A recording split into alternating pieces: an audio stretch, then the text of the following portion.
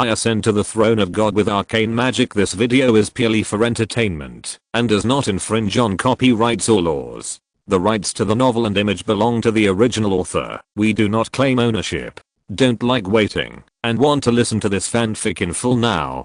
Subscribe to our Patreon, where you'll find the best fanfics. Chapter 26. What's wrong with the viscount? Being able to cook. Hey, everyone hasn't come back yet? Yada opened the door and walked in. The room was still dark, and even the magic stone lamp was not turned on. It seemed that the companions had not come back yet.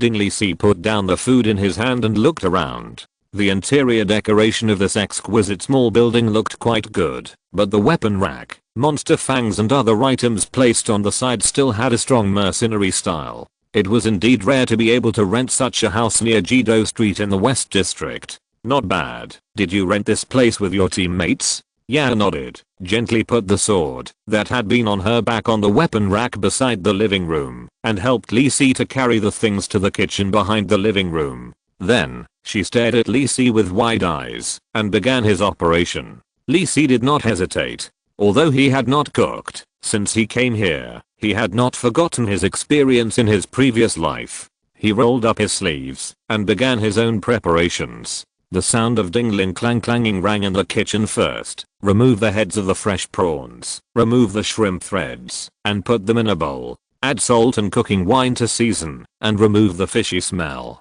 Then cut the potatoes into thin strips and wash off the excess starch with water. Fry the potato strips in a 50% hot oil pan until golden. Remove and drain the oil. Then wrap the marinated shrimp meat with the batter, made with flour and eggs. Fry it in the pan until golden, and then fry it again. Finally, wrap the fried shrimp with salad dressing. Put it in the middle of the fried potato strips and roll it around. A golden and crispy golden shrimp ball is ready.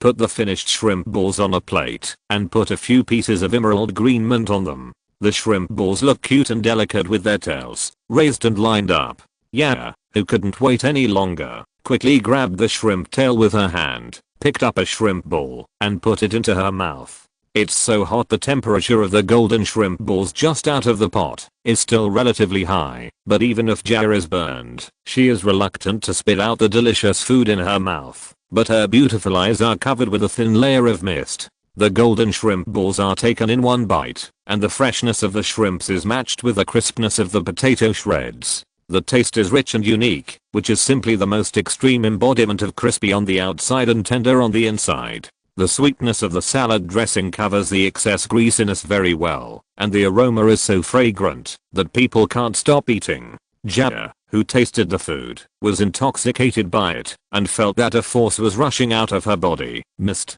It's not that I haven't eaten delicious food since I was a child, but I have never experienced such dishes, which brings me a novel experience. Coming back to my senses, Ja looked at the many shrimp balls left in front of her with shining eyes, and felt that she could eat the whole plate. Lisi smiled at the girl's naive appearance, as if he saw his cute sisters in his previous life, who were around him every day, and asked him to make delicious food for them. Which chef doesn't like such diners? He stretched out his hand and pushed the plate in front of Ya, saying, if you like it, eat more, it's all yours. Looking at the full amount of ingredients left, Lisi thought that, since he had already started, he might as well make a few more dishes. Let Ya take the golden shrimp balls to eat outside. Lisi was ready to show his skills, and his movements became more joyful. After a while, Lisi finished the fried meat with honey sauce and carrots, the cold meat platter with sauce, the baked seasonal vegetables with crab roe and ham, and finally a large vegetable and fruit salad. Done. Lisi washed his hands. This time he didn't prepare in advance, so he couldn't make many of his Chinese dishes. Next time, he could ask Joyce to help him prepare a set of exclusive kitchen utensils and special seasonings. However, Lisi found that the level 0 trick of the magician's hand was really useful.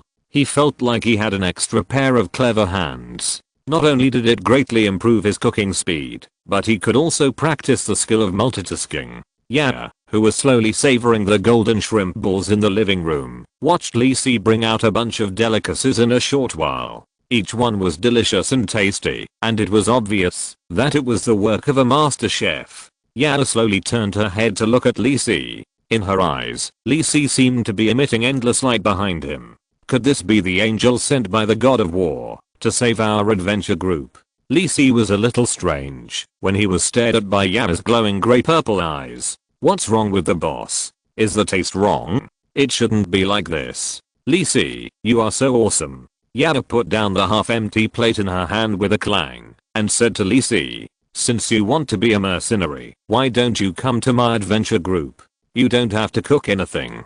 I'll take care of everything else. It's not that she is greedy, but that the companions in her team can't cook. Every time she goes out to complete the commission and adventure exploration, she has to chew hard and unpalatable dry food. It's really too difficult. Yana thought so in her heart, looking at Li Si with a pitiful look, hoping that Li Si would not refuse her only request. Before Li Si could answer, he heard the door being pushed open. It should be Yana's companions coming back. Yana, you're back first. A carefree voice came over, and a group of 3 people walked into the living room, talking and laughing. The leader was a dwarf wearing full armor and carrying a half-man-high iron hammer. The loud voice just now should be him. He had a rough appearance, thick hair, and a long beard. He was a standard dwarf warrior. Dwarves are still relatively rare in Kangwang City. Generally speaking, dwarves in the kingdoms in the central part of Fanal continent are more common.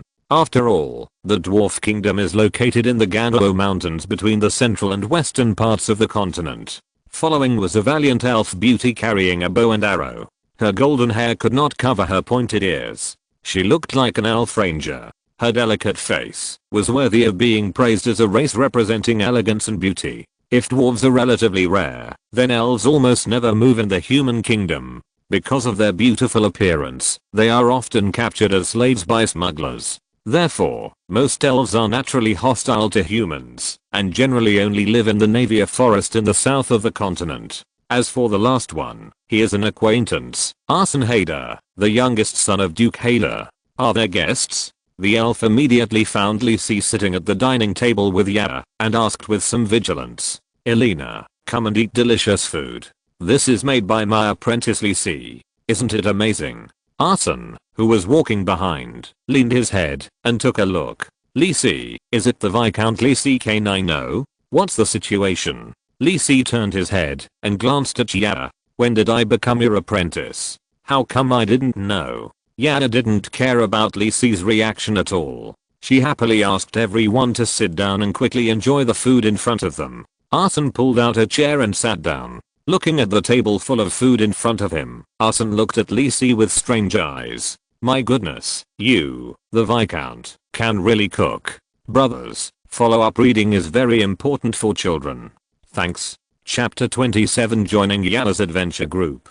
Yana excitedly invited everyone to sit at the table and introduced her teammates to Li Si. This is Lumbus Ironhammer, the Dark Iron Dwarf Shield Guard, the vanguard of our team. Although he looks very old, he is actually only in his 30s and has just reached adulthood. The dwarf named Lumbus Ironhammer generously poured a large cup of beer into his mouth, wiped the white foam on his beard casually with his hands, and said dissatisfiedly, hey, yeah, it's not appropriate for me to say this in front of others. Yana made a face at Lumbus, and then introduced other people.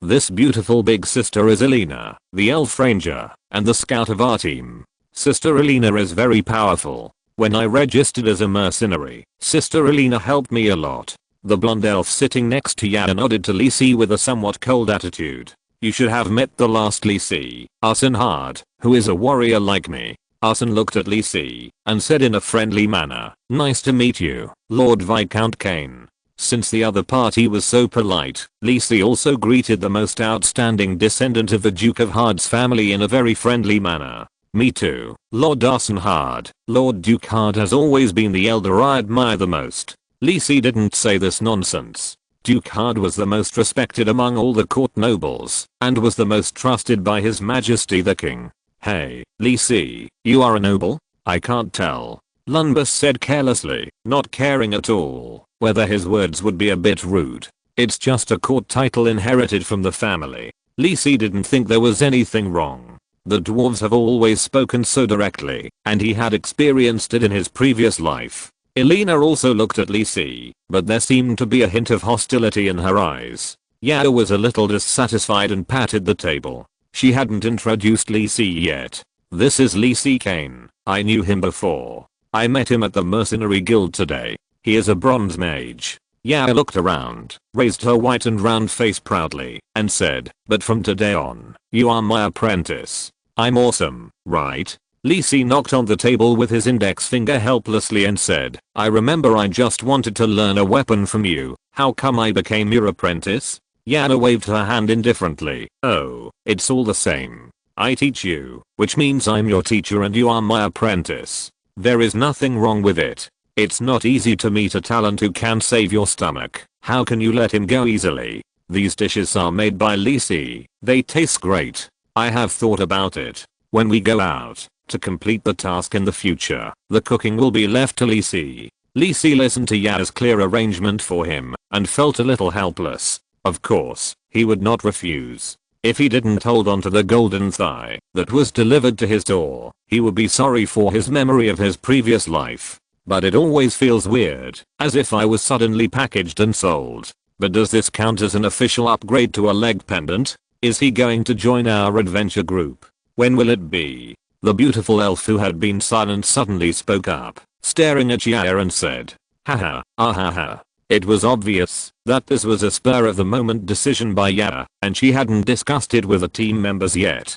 But seeing that Lumbus was drinking beer one cup after another, he didn't care whether Lee Si was going to join the team. As for Yazan, he seemed to want to say something, but after thinking about it, he seemed to have never successfully stopped Yaya's idea, so he gave up in disappointment. Hey, Sister Alina, the dishes cooked by Lee Si are very delicious. Why don't you try it? The elf looked at the all-meat feast on the table. Except for the simple vegetable and fruit salad, the rest were meat dishes, which made Alina, who had always been a vegetarian, a little speechless. What do you want me to taste? Yaya seemed to realize this problem, and smiled awkwardly, shaking Alina's arm and said coquettishly, but Lee Si's dishes are really delicious. Yaya doesn't want to eat those hard dry food anymore. Let Lee Si join us, okay? Alina looked at Yaya, who was pretending to be pitiful helplessly, and said helplessly, he is just a junior mage. It may be dangerous to adventure with us. I will protect him. Yaya patted her chest and said confidently. Alina had a headache. She was reluctant to suddenly let someone she didn't know much join the team, but seeing Yaya's pitiful appearance, she did feel soft-hearted. Usually, Yaya never complained about being tired during adventures. Although she was stronger than herself, she always treated Yaya as a sister. Okay, stop shaking. Isn't it okay if I agree? Great. Then, without even asking Yazan's opinion, his status was reduced by 1. He raised the glass of juice and said loudly, then welcome Lee Si to join our adventure group. Lee Si showed a happy expression from the bottom of his heart. After raising his glass and drinking a glass of beer with Lumbo, he invited everyone to start enjoying the food. Yaya and Lumbo could not wait any longer and started eating immediately. Millimeters, it's so delicious. Yaya took a bite of the special cold meat covered with sauce and widened her eyes in surprise. Lumbo also praised Lee Si's cooking skills, but Yazan looked a little strange, but he didn't eat any slower than others. Even Alina was moved by the fruit pudding that Lee Si made for her, and her eyes softened when she looked at Lee Si. By the way, Yaya, is our team an adventure group? Yes, I haven't introduced it to you yet. Yaya grabbed the last golden shrimp bowl from Lumbus, and after enjoying it with satisfaction, she began to introduce it to Lee Si. The type of team we registered is an adventure group, named Yaya Adventure Group. Most of the commissions we accept are exploration and caravan escort.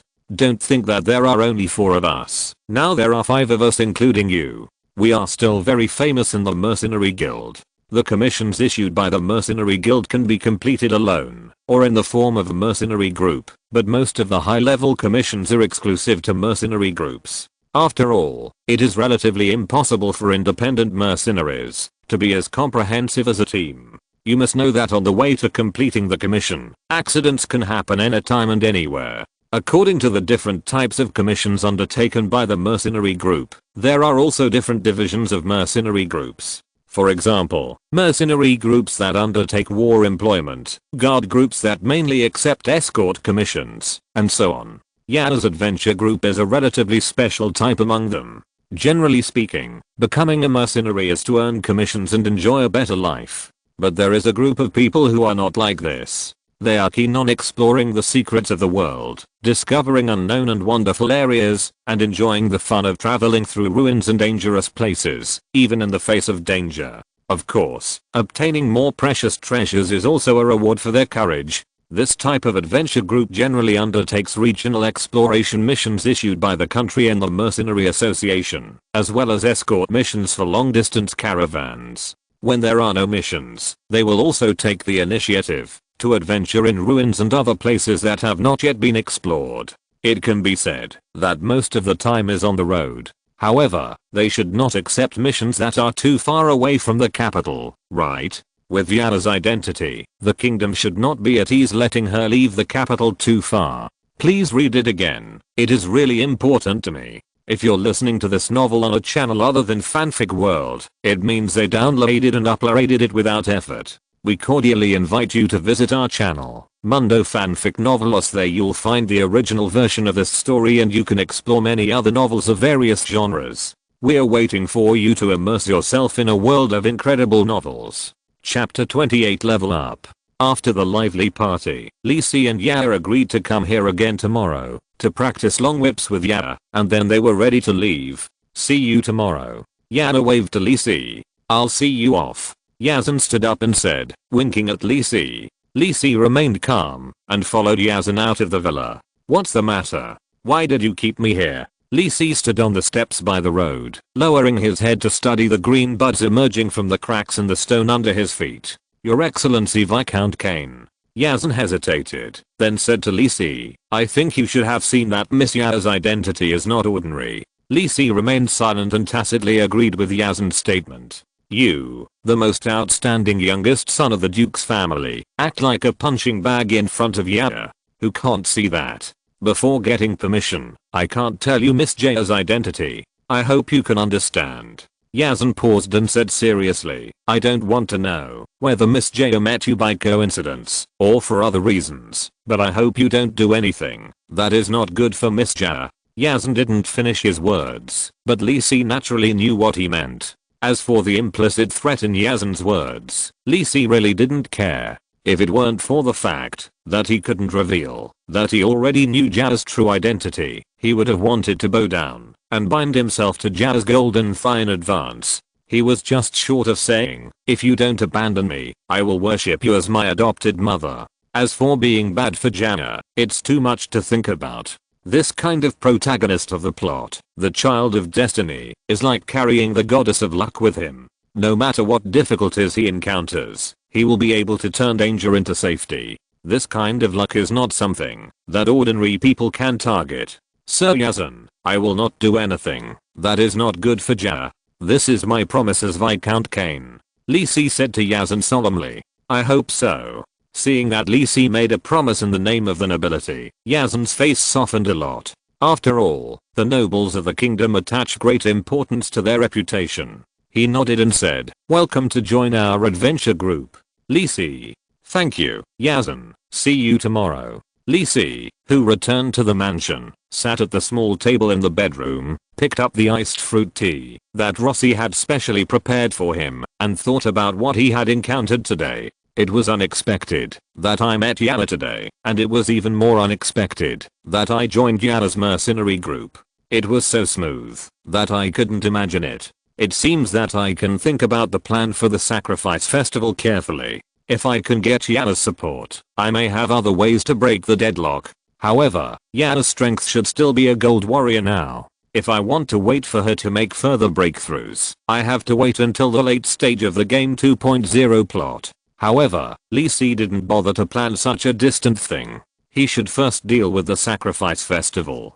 The incident with Camus must have been deliberately planned by someone. Well, they didn't achieve their goal that time, and they would definitely not give up. I just need to wait for them to show their feet. It is still a priority to improve strength. There are many things that I cannot do with my junior magician strength, such as the research and development plan of civilian enchantment products. At least I have to wait until I'm promoted to an intermediate magician. to reproduce the special magic pattern arrays in my mind. Although there are many unexpected things today, my purpose of going to the mercenary guild has been achieved. I have registered as a mercenary. The training of the last weapon proficiency has been put on the agenda. Although it is a long whip weapon, that does not seem to be suitable for men. Lee Si is not picky. As long as I can get 10 weapons, it will be fine. I also unexpectedly joined the Yaya adventure group, so I don't have to worry too much about the subsequent tasks and experience. My teammates are all silver level strength on the surface. Even if there may be experience penalties, the experience points I get from completing the tasks will not be less. There is also Yaya, who is actually a gold warrior. This person is different from the half-baked Welf. Lee Si thinks that with Yaya's own specialness, she may now have the strength to match the high-level gold. My strength is still a little too low. After thinking about it, Lee Si called out the panel and decided to use all the experience points he had saved to improve his career level first and put the skill level aside for now. You consume unallocated experience points, 735,604 points. Your personal level is improved. 3031.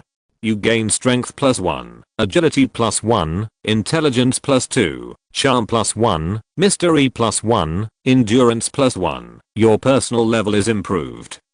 3334. You gain strength +1, agility +1, intelligence +2, charm +1, mystery +1, endurance +1. You have allocated 10 free attribute points. Your intelligence attribute is improved.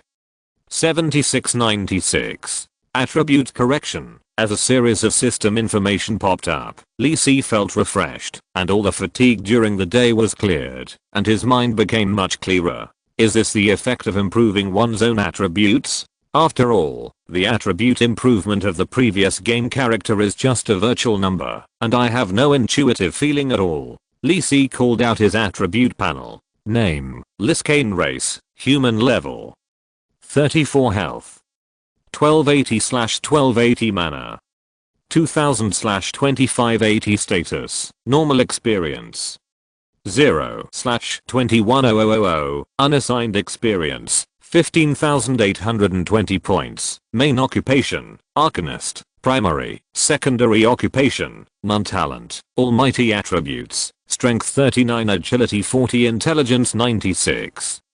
Attribute modification, charisma 42, mysticism 37, stamina 39, luck 3, free attribute points 0, expertise, arcane thinking, intelligence attribute gains 2x, numerical modification, elemental affinity plus 100%.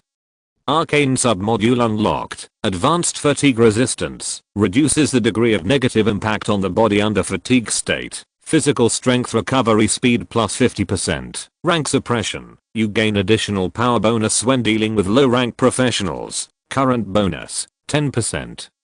Fearless Challenger. Reduces the damage of rank suppression by 30% and has a chance to be immune to negative states such as fear, shock, silence, confusion, and charm. Low level strong body. Increases health by 10%. Increases the recovery speed of minor injuries, and slightly increases its own toughness and elemental resistance. Skills, Sleight of Hand, Spell Hand, Cleansing, Flash, First Ring Spells, Fireball, Ice Arrow, Human Charm, Second Ring Spells, Ice Blade, Wind Walk, Earth Escape, Repair Moderate Injuries, Levitation, Third Ring Spells, Chain Fireball, Elemental Shield, Stinking Cloud, Human Shape, First Ring Arcane, Oil. Third Ring Arcane, Blue Ball, Aging Ray, Martial Arts, Raging Slash, Shield Slam, Resistance Enhancement, Secondary All Attribute Improvement, Milestones, Junior Mage, Bronze, the first step of the Strong, Silver, Legend Degree.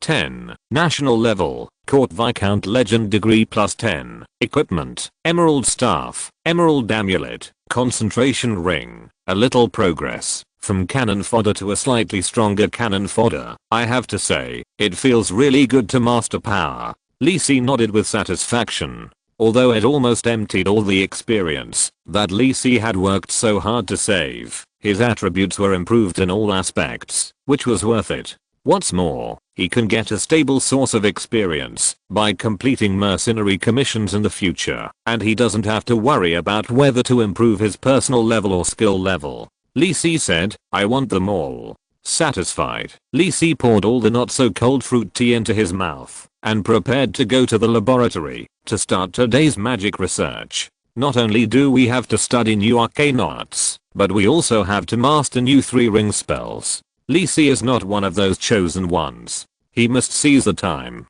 Only by accumulating bit by himself can he finally have the power to control his own destiny. Chapter 29. A peaceful morning. The next day, early in the morning, Lee Si got up on time as usual, wearing ordinary light clothes. After asking Welf to confirm that no one was following him, he left the back door of the mansion and walked towards Jido Street. Usually, after enjoying breakfast, he would simply move his body in the courtyard, learn some martial arts with Welf and others, and do physical exercises. However, this morning, he made an appointment with Yaya to exercise together, so Lee Si did not have breakfast in the mansion. He brought some ingredients from the kitchen to prepare something to eat with his teammates. But it was quite interesting to think about it. Originally, he had no plan to join the mercenary group. He had the experience brought by his previous life and planned to directly accept some single commissions to complete them. He did not expect that he would directly join Yaya's adventure group. This should be considered the protagonist group. Although Alina and Lumbus did not have these two characters in their previous lives, Yazenhard was the leader of the Golden Lion Knights of the Kingdom of Fez, a powerful figure. Walking on the streets of the newly awakened Kangwon city, there are already many vendors busy in the shops on both sides, preparing for a day's business. The aroma of freshly baked bread floats in the air, and a group of people have gathered in front of the roadside shops, eating a simple breakfast that costs 2 copper coins. Although there are only a few pieces of black bread and vegetable soup, it is enough to fill the stomach and provide energy for a whole day's hard work. Lee Si had eaten breakfast in these small shops in his previous life. Although the taste is not very good, it is cheap. If it is not for the character's high hunger value that will keep deducting blood if he does not eat, Lee Si even wants to save money for meals. Although Yaya said yesterday that Lee Si could live directly in the villa of the adventure group at night, Lee Si hesitated and refused.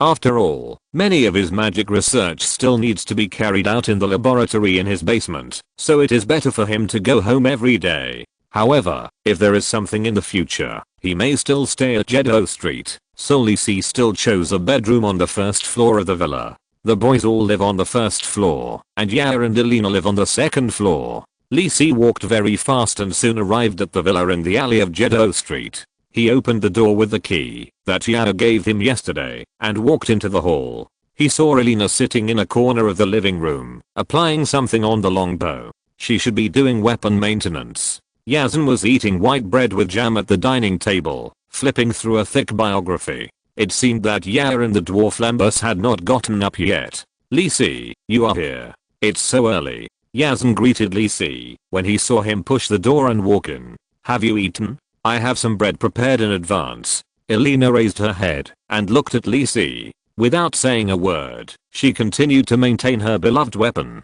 No, but I brought some materials to make them myself. Do you want to have some too? Lee Si was a little speechless. You, Yazen, are also the young master of the Duke of Had. How can you not feel the temperament of a nobleman? You are completely different from the way you looked at the party. But thinking back, it was true. After all, Yazen was also a member of the Yaya adventure group.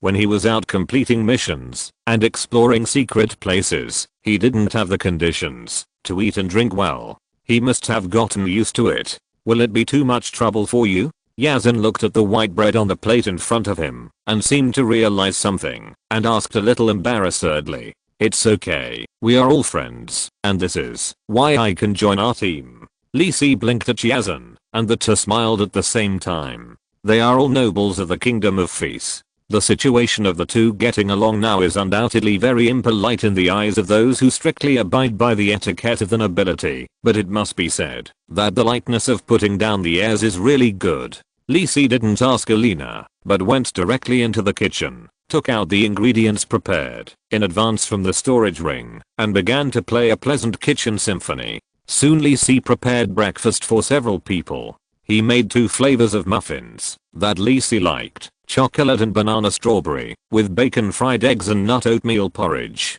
A delicious and nutritious breakfast was freshly baked. Lee Si brought out breakfast and placed it on the dining table. Yazan couldn't wait to sit over. "Thank you." Before he finished speaking, Yazan picked up a chocolate muffin and started eating. "Miss Alina, do you want to have some too? I made a lot of banana and strawberry muffins. You should like them." Elves prefer all kinds of fresh fruits to grains. In addition to a few local fruits like bananas are transported to Kangwang City along the Jido River by merchants using special means. Therefore, the price is relatively expensive and ordinary people can't afford it. Elf Alina remembered the delicious fruit pudding last night. She didn't refuse. She got up and sat down at the dining table. She said thank you and then slowly enjoyed the delicious food. Lee Si looked at Alina's eye-catching pointed ears shaking gently. It seemed that she also liked this flavor of muffin. "Ah, good morning." At this time, Yana yawned and walked down the stairs slowly.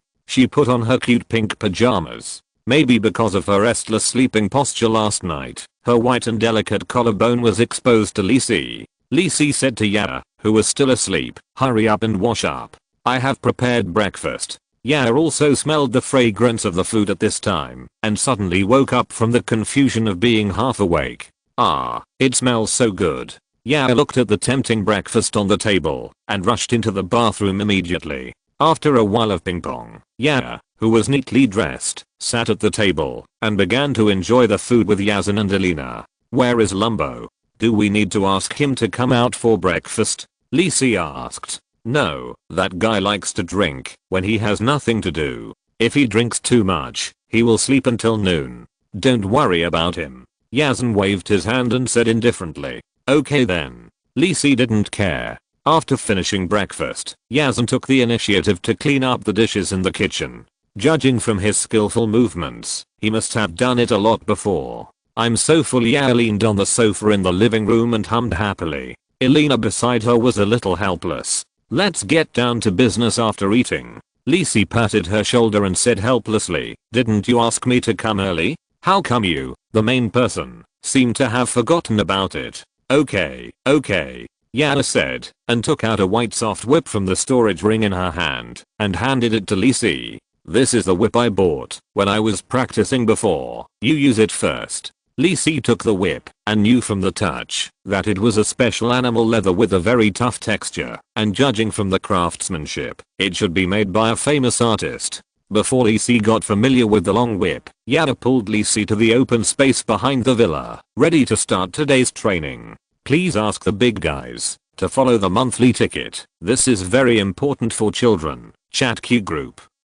788,183,814. Chapter 30. Mastery of all martial arts. Get days. "Oh, why are you so stupid? It's so simple." Ja complained, not knowing that Lee Si's face was uglier than hers. "What the hell are you teaching? What do you mean by this, and then that? This is really too abstract. By comparison, it seems that Welf and the others have more talent to be teachers. At least much better than this mediocre teacher in front of him." Lee Si couldn't help but look at Jada with disdain, pondered for a while, and suggested, "How about this, Jada? Don't say anything. Let's practice directly. I will learn from your movements." "Okay." Jada thought about it and agreed, immediately got ready, and began to demonstrate the use of the long whip. Jada simply tied her dark hair up high with a thin rope today. It seemed that there was a light deer leaping in front of her eyes on the field. Her hair flew freely in the air with her movements, and the long whip in her hand was swung tightly and skillfully.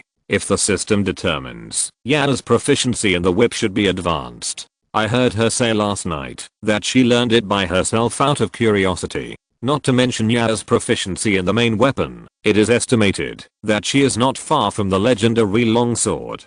Do you understand? Yana stopped and asked Lee Si. "I'll try. You help me correct my movements." Lee Si did not refuse and immediately started practicing. The two began to practice one-on-one on the field. It's true that the learning effect is much better than the lectures just now. Although the whip is a soft weapon, it is not quite the same as the swords, guns and other weapons that Lee Si learned before, but Lee Si has laid a solid foundation. As long as he carefully studies the control and force techniques of the whip, he will make rapid progress. After seeing that Lee Si is basically familiar with the use of the whip, Yair also picked up the whip and practiced with Lee Si, helping Lee Si to master the whip faster. Can we only say that he is worthy of being a legendary warrior in the future? Whether it is combat skills or reaction speed, it is better than Lee Si, a half-baked one. Even Lee Si felt that, if he used the high-level major count of his previous life, he might not be able to win against the immature Yair.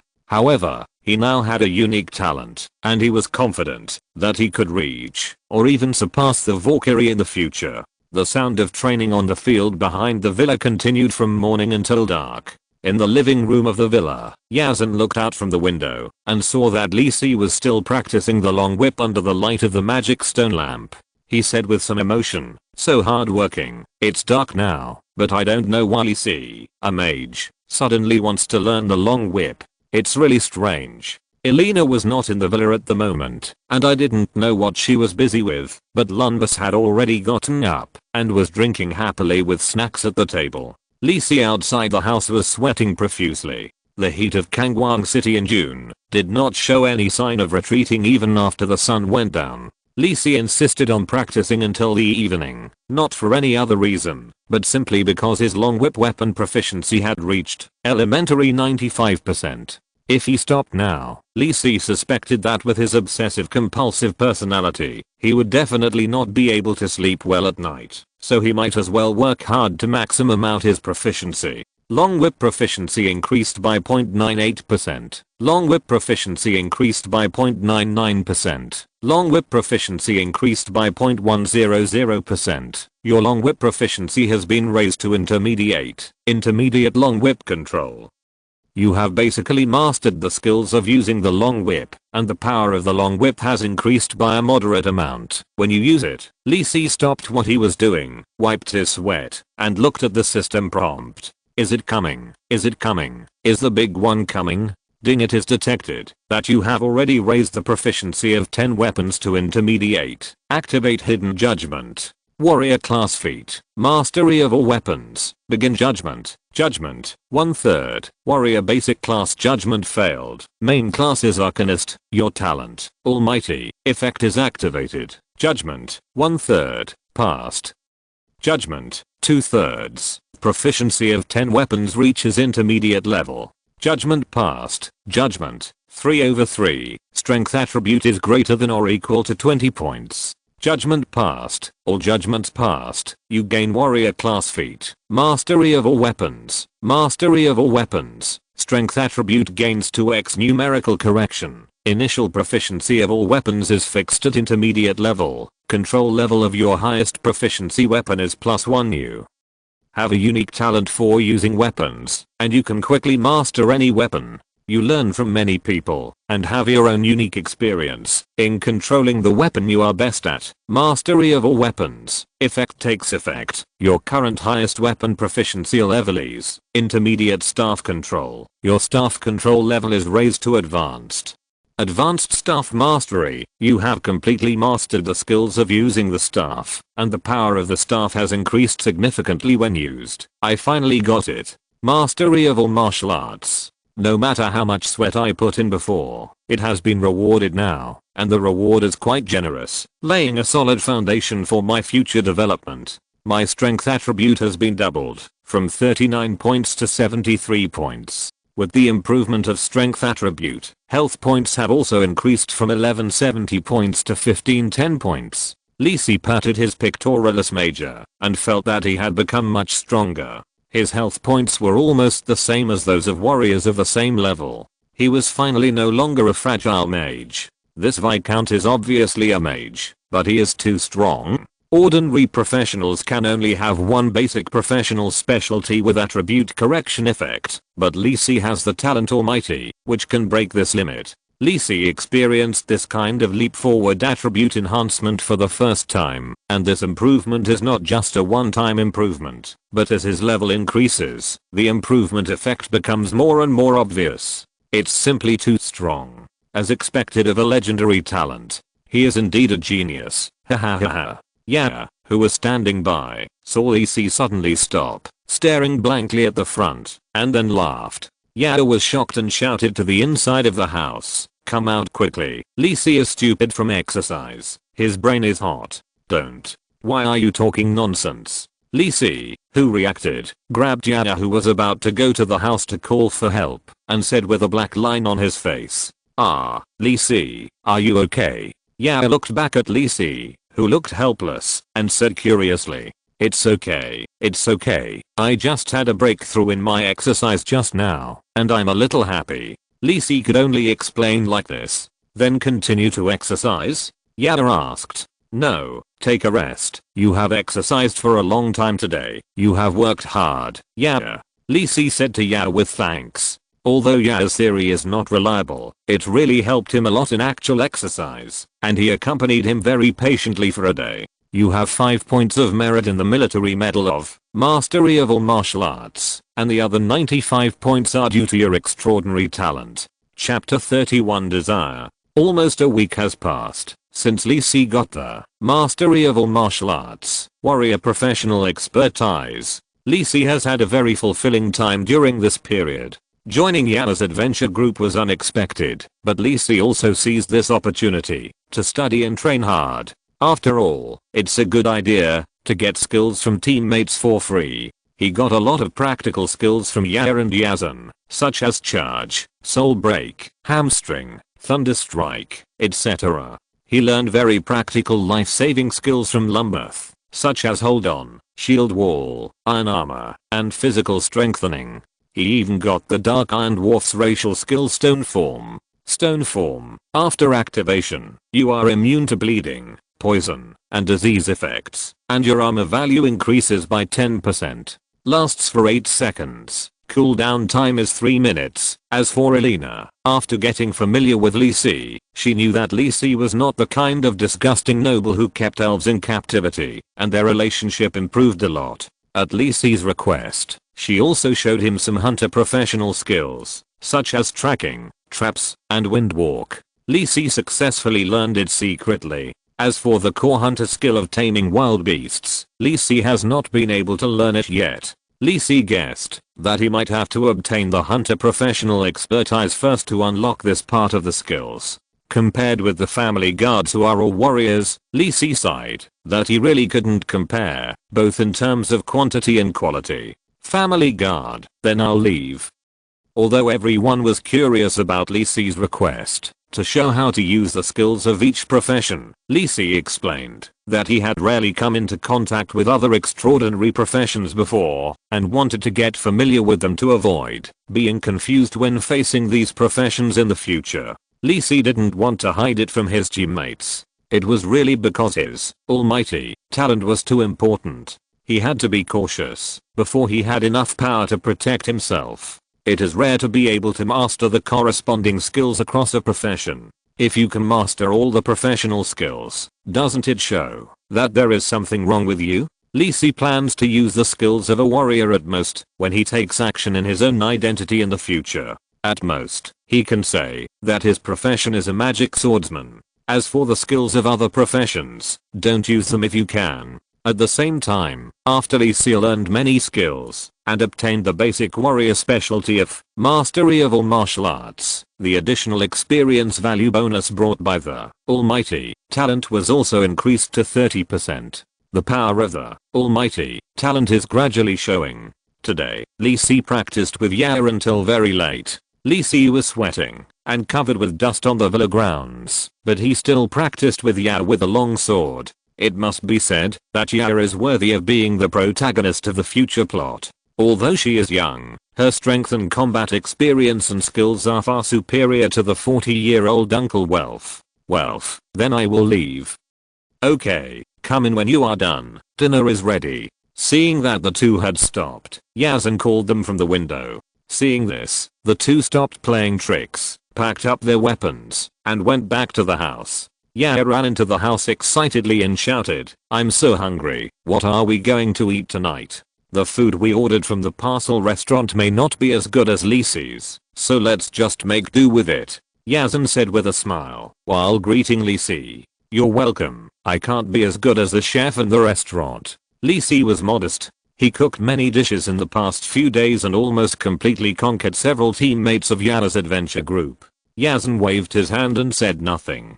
In his opinion, Lee Si was indeed strange. Whether it was as a nobleman, but very proficient in cooking, or as a mage, he practiced close combat with Yada. But after getting to know him for the past few days, he felt that Lee Si was a good person. Unlike some old-fashioned people, who put on aristocratic airs all day long, he was well informed, and could tell a lot of things he didn't understand. It was very easy and pleasant to get along with him. All the members of the Yada adventure group gathered together today. When everyone was enjoying the food, Yazan knocked on the table. When everyone looked at him, he cleared his throat and said, "We have been resting for a long time since the last commission. A new member, Lee Si, has joined us. I wonder if we should go to the Mercenary Guild to take on a new mission?" As a rare gold level adventure group, the Yada Mercenary Group is naturally an important force for the Mercenary Guild to complete high level commissions. The guild has already sent people to ask Yazan whether he needs to accept higher level commissions, not to mention that this is also a task assigned to him by the superiors.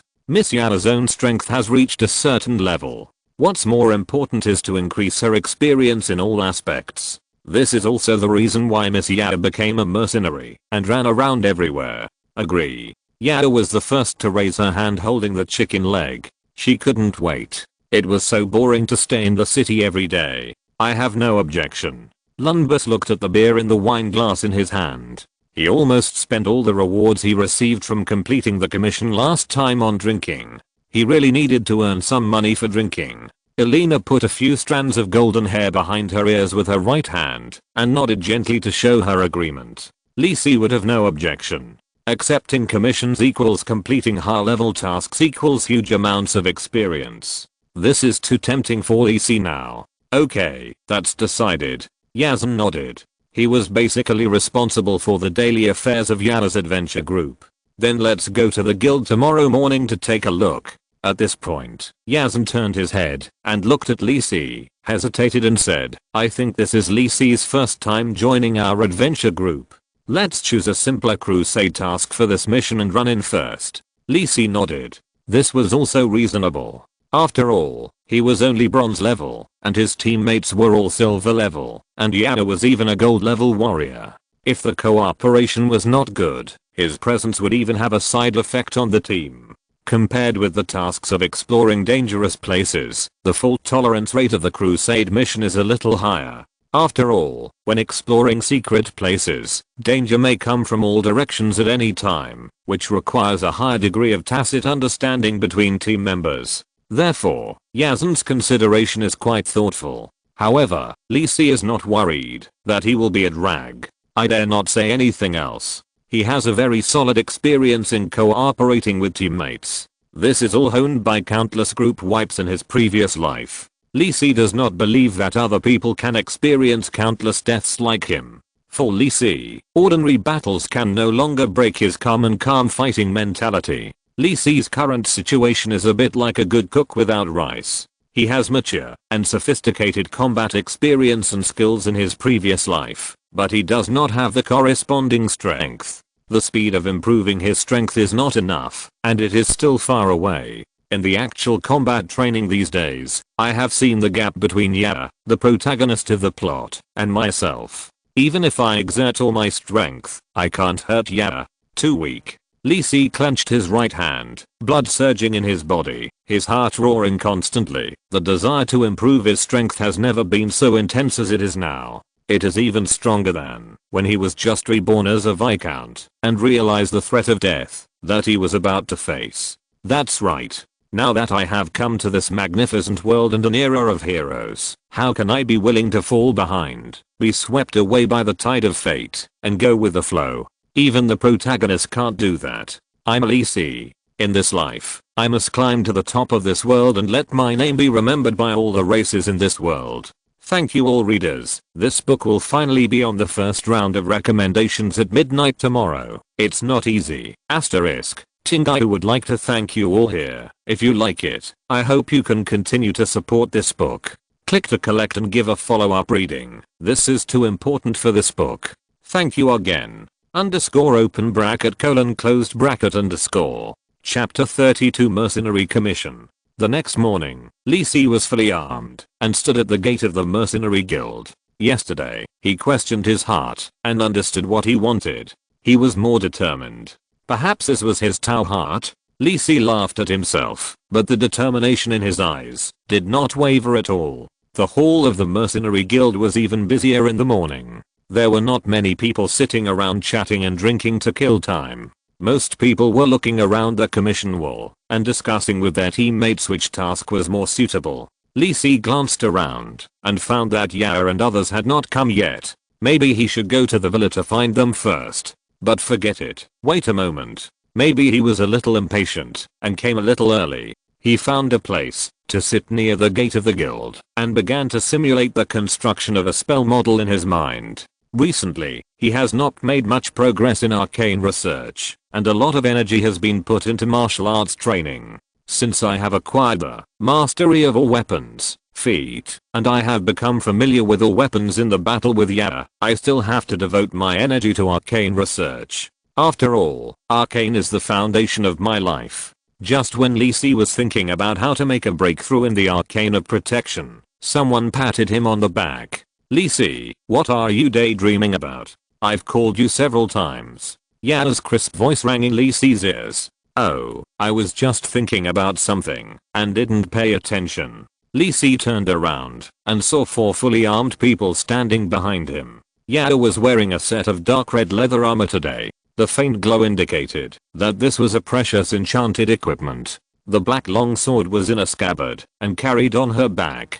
She looked very lively and cute. Yazan did not wear light leather armor, but chose a white full body armor, holding a silver spear with a cold glow in his hand. He was handsome, but he looked a little showy. Lombus wore a set of pure black dwarf shield armor. His armor looked much heavier than Yazan's, but he looked like he was not struggling at all. He even easily carried the hammer on his shoulder, which was almost as tall as him. Elena was dressed in a standard ranger outfit. Her slender figure and beautiful face made the surrounding mercenaries turn their heads and cast their eyes over. Not to mention them, Li Si's eyes lingered on the white absolute area between Elena's shorts and long boots. Let's go. Let's register Li Si's information to join our adventure group first, and then see if there are any commissions. Yazan waved to Li Si, and they all came to the place where the guild information was registered. Coincidentally, Li Si was sitting at the counter again. Seeing Yao and his group approaching the counter, Li Si took the initiative to say, "Are you the adults from the Yao adventure group? Is there anything I can help you with? This is our new member, Li Si. Please help him register his information." The official personnel information of the mercenary group is registered and filed in the guild. Of course, it is okay not to register it. Then the commission tasks completed by the mercenary group cannot be counted into the individual's mercenary points, and there is no way to improve the individual's mercenary level. Is this Mr. Moriarty? Seeing his teammates looking at him with a strange look, Li Si couldn't help but cough awkwardly and said, "This is the alias I took. Please register me with this name." "Okay." Li Si hurriedly responded. Since he was able to join the Yao adventure group, a gold level mercenary group, this Mr. Moriarty was indeed not an ordinary person, and she was not wrong.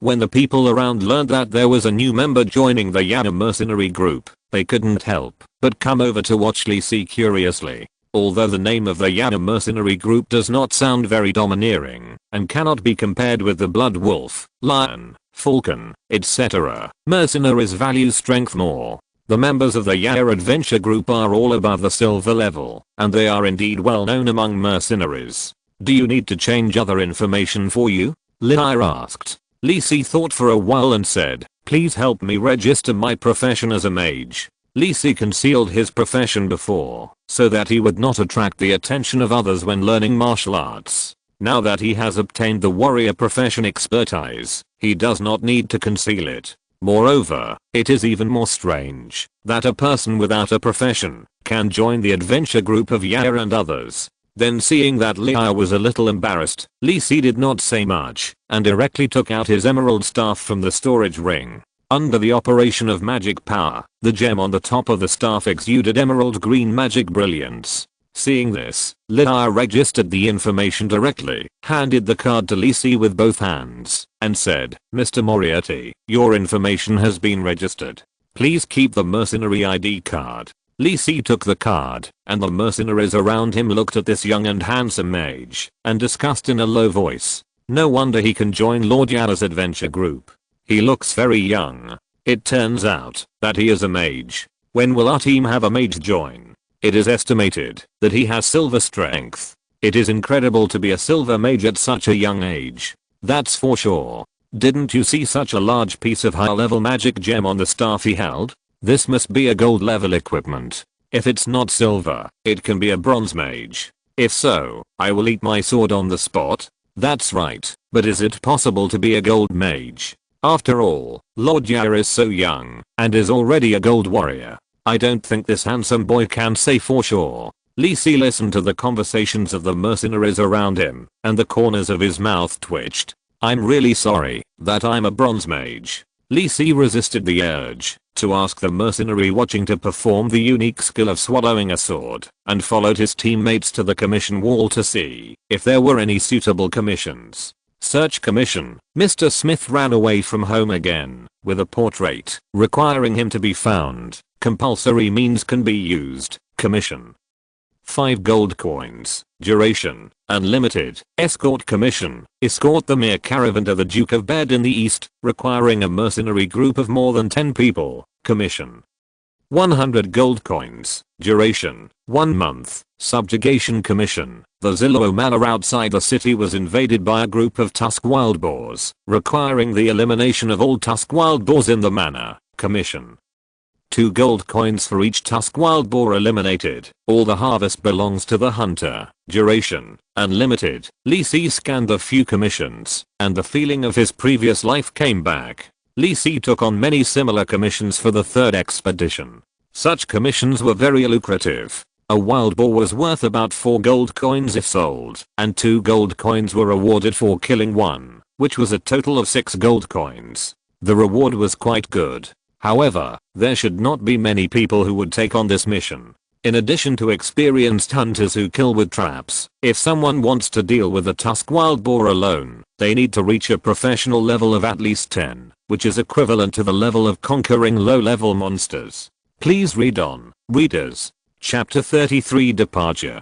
The next morning, an ordinary carriage swayed and left the crowded east gate of Kangwang City, heading southeast. This was the 5 people of Yara's adventure group. Yazan rented a carriage to take them to the destination of the commission.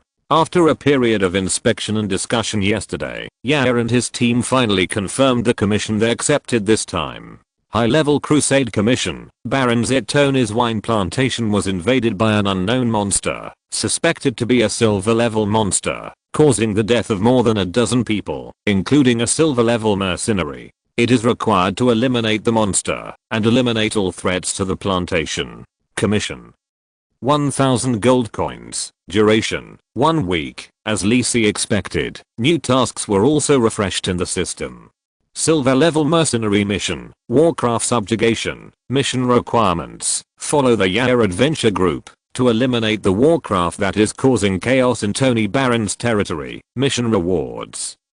700,000 experience points and 100 gold coins. As expected of a silver level mission, the experience points reward is really generous, enough to upgrade my level by 3 more levels. It is just as I thought. Joining the Yara adventure group can cross-level missions. This fire is really worth hugging. While thinking, Lisi leaned against the side of the carriage, with dry straw full of sunshine under his body. Many farmers in the fields around the road have started a busy day. The carriage is not fast. Although the plantation at the destination is not far from Kangwang City, it still requires more than a day's walk. In order to save physical strength to deal with emergencies, Yazan still rented a carriage. It's not that he can't afford to rent a more comfortable box carriage, but this kind of carriage is not suitable for bumpy dirt roads in the wild, and is far less convenient and fast than the light carriage in front of him. Yara and the others were already used to this way of traveling, not to mention Lisi.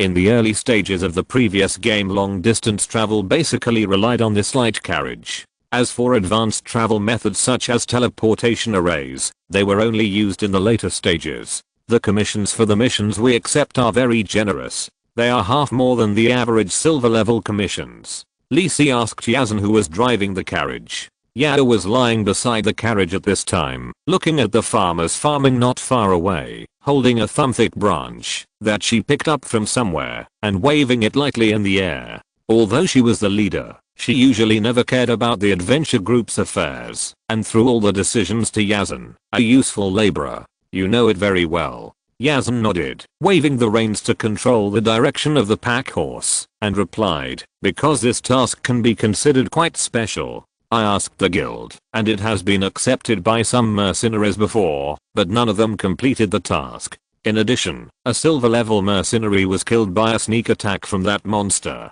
So few people take this task now, and the client has increased the commission for this reason. There should be more than just this reason, right? Lisi asked. Yes, you also have a noble title.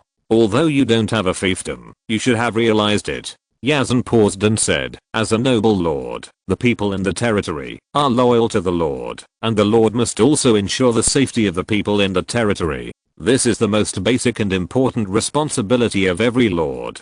As a lord, Baron Zetoni was unable to properly handle such a serious death and injury incident in his territory. Not only did it seriously affect the normal operation of his plantation and caused heavy economic losses, but more importantly, it would make the royal family question his ability to rule the territory. If this was on the border of the kingdom, it wouldn't matter, but his territory is only a day's journey from the capital Kangwang City, which is very fatal. If he can't handle it for a long time, he may not be able to keep his noble title and territory. Sure enough, Lisi nodded, just as he had guessed. After all, the Jaya world is different from his previous life. There are not only humans living on the land here, but also countless intelligent races, monsters, and wild beasts. In order to better rule the country gave other people lands beyond the control of the royal family, which was the origin of the original nobility. People living in the noble fiefdom obeyed the rule of the lord and paid taxes, all in order to obtain the lord's protection.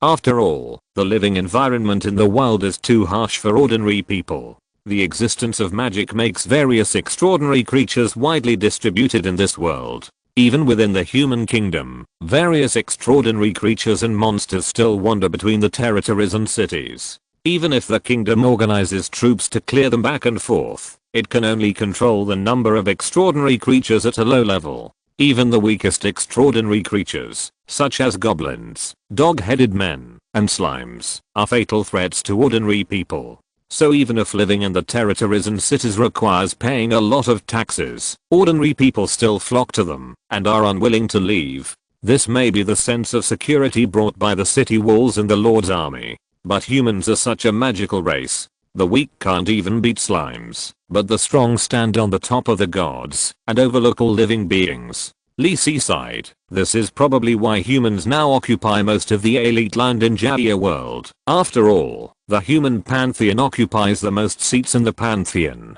As the carriage gradually moved forward, the roadside gradually became desolate, with no people, and overgrown grass and trees. Lisi and others also raised their vigilance. The most taboo in the world is to be careless and relax your vigilance. Even if you are a golden warrior, how do you know that an ancient red dragon will not jump out of the roadside and send you to see the god of dawn?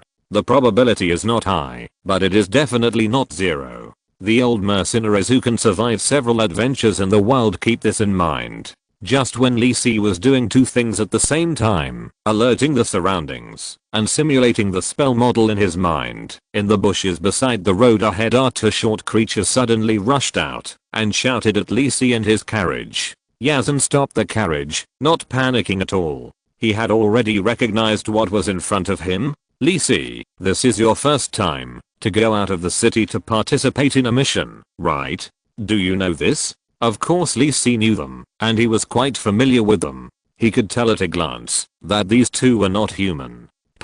This is actually one of the most common extraordinary creatures in the wild, the dog-headed man. The dog-headed man is short, and the average dog-headed man is only about 2 feet tall. The dog-headed man's skin is scaly, and the color ranges from dark brown to black. There are 2 small light-colored horns, shining eyes, and a tail that is straight like a rat. The dog-headed man is timid and cunning, good at hiding and sneaking, and has a tendency to abuse other creatures. They are afraid of bright light, and generally live in dark areas, such as underground or in forests with lush leaves. It is said that there is a trace of dragon blood in the dog-headed man, which may be the reason why the dragon vein warlock appears among the dog-headed man. Even though Lisi has seen monsters like dog-headed men countless times, he doesn't think that such ugly creatures are so ugly, no matter how he looks at them.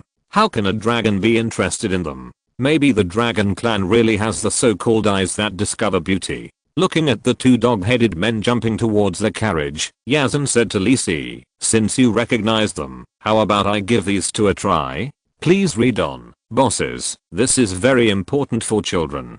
Chapter 34, Dog-Headed Man. Lisi jumped down from the carriage and stood in front of the carriage. The 2 dog-headed men wearing red leather of unknown name seemed to be unaware of the danger and rushed over like fools, waving simple spears made of branches and stones. Seeing that Lisi was about to attack, Yair and his teammates also cast their eyes over. They did not doubt that Lisi could not deal with the 2 dog-headed men, but just wanted to see how Lisi performed when he faced the monster for the first time. Although dog-headed men are a great threat to ordinary people, they often act in groups. Once the number of people is less than that of the other party, the dog-headed men will generally choose to run away directly. It is rare for 2 lone dog-headed men like this to dare to charge. Lisi himself looked relaxed and carefree, and he did not even take out the jade staff. He raised his right hand and cast a spell without a staff. Flash. Lisi deliberately increased the output of magic power, and a dazzling light flashed in front of the dog-headed men.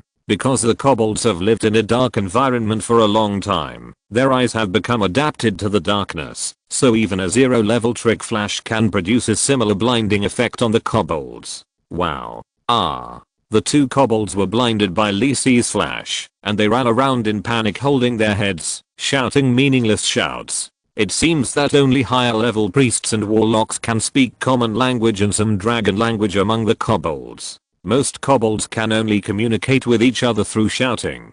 Fireball. Lisi flicked his fingers, and 2 fireballs hit the 2 ugly kobolds accurately, and they instantly turned into ashes in the flames without a sound. You used fireball to cause fatal damage to the target. You killed 2 kobolds, ordinary, LV10. You gained 200 experience points. The experience points of kobolds are really low. Lisi complained. There is no way. After all, kobolds are too weak. A tusked boar can fight 5 ordinary kobolds alone. Yazan raised his eyes. Flash spell was nothing, but it was also known to be used by experienced mages to deal with low-level kobolds. Moreover, Lisi's fireball spell was a bit wrong. Why did it feel much more powerful than the fireball spells he had seen? Seeing Lisi walking towards the jungle where the kobolds appeared, Yazan asked hurriedly, "Lisi, where are you going?" Kobolds usually move in clan groups. "I'm going to find out if their nest is here. I'll go with you." "Jaya, you guys stay and guard the carriage. I want to go too." Jaya, who was a little bored after sitting in the carriage for half a day, naturally would not miss this opportunity. Okay then. Yazan was a little helpless, but he thought that Alina and Rumbles should not have any problems guarding the carriage. The 3 of them explored along the path the kobolds came out of and went deep into the jungle. The traces left by the kobolds were still quite obvious. Even though the 3 of them were not hunters, they quickly found the location of the kobold's nest based on their experience. It was at the bottom of a rocky hill. There was obviously a cave that had been dug out leading to the inside of the mountain. There were 2 dog-headed guards standing guard at the door. "What do you mean?" Lisi asked Yazan before he made his move out of politeness. "Nothing to say. We can just rush in. These dog-headed men are no threat to us," Yazan said casually, and then seemed to remember something and hurriedly reminded Lisi, "Lisi, remember not to use earth magic after entering the cave." "I know." Lisi certainly knew why. In the previous life, in the game, a certain wizard was very smart. When exploring the dungeon, he didn't know why his brain short-circuited and used the earth magic earthquake spell. which directly collapsed the dungeon in that area, causing all the members of that team to die underground. This magical operation was rated as one of the classic textbook examples of Wizards' negative operations on the player forum. That being said, Lee Sin didn't think he needed to cast any damaging spells. It was indeed because his teammates were too powerful. Lee Sin only had time to put on the shield spell for Yaya and Yazan before the two rushed out. The heads of the two kobolds guarding the cave entrance flew out before they could see what happened. Yaya and Yazan rushed directly into the cave, and Lee Sin shook his head and followed them in. What should I do if my teammates are too strong and I seem useless? I can only apply the shield spell, elemental shield, and arrow protection to myself first to enhance my sense of participation. Walking into the kobold's cave, not to mention that kobolds are generally only 1 meter tall, but this cave is built quite spacious. At least Lee Sin can walk in straight without worrying about hitting his head. As natural miners, kobolds are good at digging caves. Lee Sin even found that every distance, kobolds have specially set up ventilation ports and support pillars, which are reliable. No wonder the dragon likes to gather a group of kobolds as followers and let them dig precious minerals and gems for themselves. It is really a good hand. This is also the reason why Lee Sin wanted to explore the kobold cave. In the past life, basically as long as you found the kobold's nest, you could get some precious ores in it. If you are lucky, you can even touch the magic gem. Therefore, many players enjoy it and regard exploring the kobold cave as a blind box game. Yaya and Yazan have disappeared. For them, they don't care about the precious ores that may exist in the kobold cave. They just want to eliminate the hidden dangers. After all, kobolds are nothing to them, but they are still a big threat to ordinary people passing by. After all, this kobold's nest is so close to the main road. Lee Sin also quickened his pace and walked deeper into the cave. From time to time, he saw 1 or 2 killed kobolds lying on the ground on both sides of the passage. The information about teammate skills kept popping up in his panel, and he also shared some experience points. It's better than nothing. It is estimated that the length of this cave passage is more than 100 meters, and it will be at the end of the cave in a short while. At the end was a relatively empty area where the kobolds dug 5 or 6 meters upwards, forming a huge space. Separate caves were dug out on the walls on both sides, where the kobolds usually rested. Lee Sin, come and see. There is actually a warlock in this kobold's lair. Jada waved to Lee Sin happily, asking him to come and see his new discovery. Lee Sin walked to Jada's side, facing the cave passage, and the cave on the wall was obviously much larger than the others. At Jada's feet lay a dead kobold. This kobold was obviously different from the others, wearing more complete animal skin clothes, and there was a simple staff made of bones and wood next to it. You killed him. What else do you want me to see? Lee Sin was a little helpless. I forgot. I saw the light on his staff, and I subconsciously chopped him to death. Jada was also a little embarrassed. It was also the first time she saw a kobold warlock, and she didn't stop for a while. It's okay. After all, there's nothing much to talk about with these monsters. Lee Sin waved his hand. Even if the kobold warlocks could speak the common language, so what? He didn't think there was anything to communicate with these creatures, and he didn't need the kobolds to help him mine. Please read on, crab. If you're listening to this novel on a channel other than Fanfic World, it means they downloaded and uploaded it without effort. We cordially invite you to visit our channel, Mundo Fanfic Novelos. There you'll find the original version of this story and you can explore many other novels of various genres. We're waiting for you to immerse yourself in a world of incredible novels. Chapter 35 Magic Crystal. While Lee Sin and Yaya were looking at this rare dog-headed warlock, Yazan was checking and cleaning the caves on the surrounding walls. All the adult dog-headed people had been killed by Yaya and Yazan, leaving some dog-headed cubs and unhatched eggs in the cave. Yes, dog-headed people are oviparous. They will put the eggs they produce in a public incubator, and then they will not distinguish whether they are their own offspring, but will be raised and educated by the entire settlement together, which can be regarded as a standard clan survival system. Yazan killed the young dog-headed people in the cave one by one, even the cubs who had not opened their eyes. There was no mercy for these monsters that endangered human survival. If a few cubs were let go, with their extraordinary reproduction speed, it would not be long before another dog-headed nest appeared here. Lisi looked at the dog-headed warlock on the spot. Although the dog-headed warlocks were all dragon vein warlocks, the purity of the dragon blood in their bodies was too low, and there was no value in purifying the blood. Lisi took out a long sword from the ring, and stood in the cave where the dog-headed warlock obviously lived and searched. If this dog-headed tribe has any precious items, they should be placed next to the dog-headed warlock who is the leader. Using the long sword to turn over the debris in the cave, under the bones and animal skins, Lisi really made a new discovery. Several crystal clear stones were piled together, each about the size of a finger, emitting a faint light. Lisi picked up a small piece with the hand of a wizard, put it in front of his eyes, and looked at it carefully, input magic power into it for testing, and finally determined that it should be a magic crystal. Although it is not as good as the magic gems worth tens of thousands, because of its excellent mana storage and conduction effects, it is often used in magic equipment and precious element research equipment. The small piece in his hand is worth hundreds of gold coins. This small pile of magic crystals in front of him is worth about hundreds of gold coins. It hasn't reached the mission location yet, and it has already earned a lot. Good luck. Glancing at Yaya, this should be the luck that the protagonist of the plot carries with him.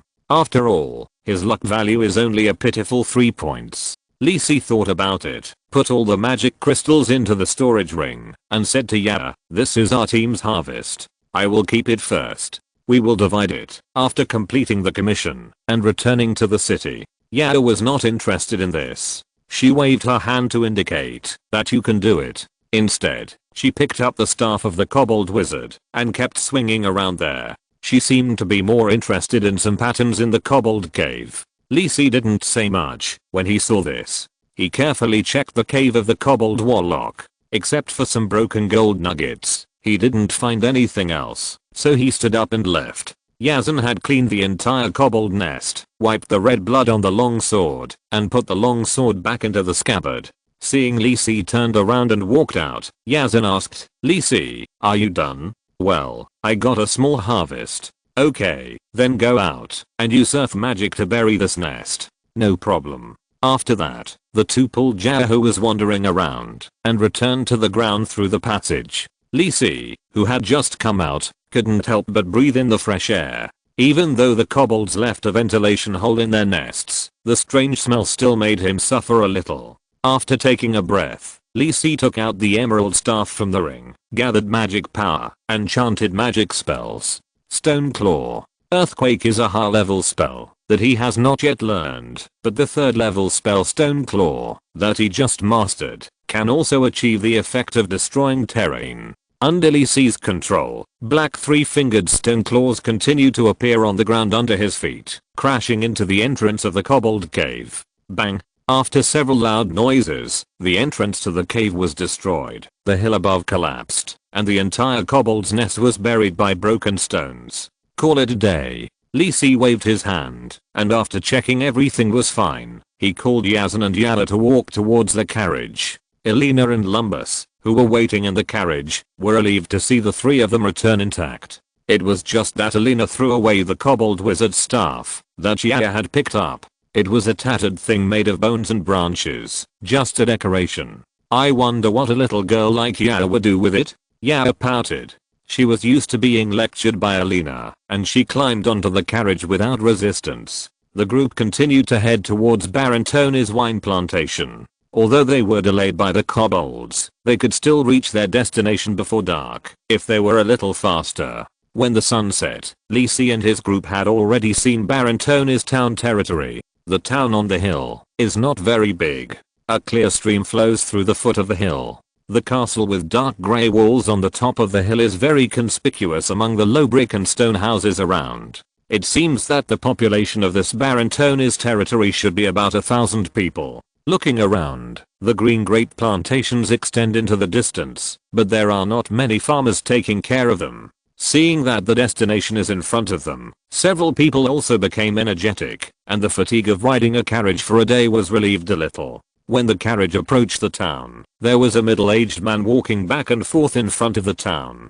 Seeing the carriage of Lisi and others approaching, he greeted them with surprise. "Excuse me, are you from the Mercenary Guild? I'm the butler Zeman. Master Tony is waiting for you in the castle. Please follow me." Zeman knew that these people were all silver level strongmen, so he didn't dare to treat those hard-working mercenaries with the attitude, even though he had been waiting here for a day. Lisi and the others got off the carriage. The Baron's groom arranged the carriage properly. Then they followed the butler Zeman and walked towards the Baron's castle. Lisi looked at the houses on both sides of the road. The doors and windows were tightly locked. There was no pedestrian in the whole town. There were only a few guards left at the castle gate not far away. What's going on? Has the unknown monster invaded the town? Yazan also felt a little strange and asked Zeman. It's like this. 2 residents disappeared in the town last night. Only blood was found. This is the first time that the monster attacked people in the town, so now everyone is scared and dare not go out. Zeman said a little uneasily, and from time to time he looked around the corners, fearing that the monster would suddenly jump out and attack him. Is it so serious? Yazan's eyes were a little solemn. It was relatively rare for monsters to directly invade towns and attack residents. No wonder this town seemed lifeless and so depressed. If it is not solved quickly, merchants may not come to this town to trade in the future. This is a huge blow to the Tony barony, which makes a living by growing and brewing wine.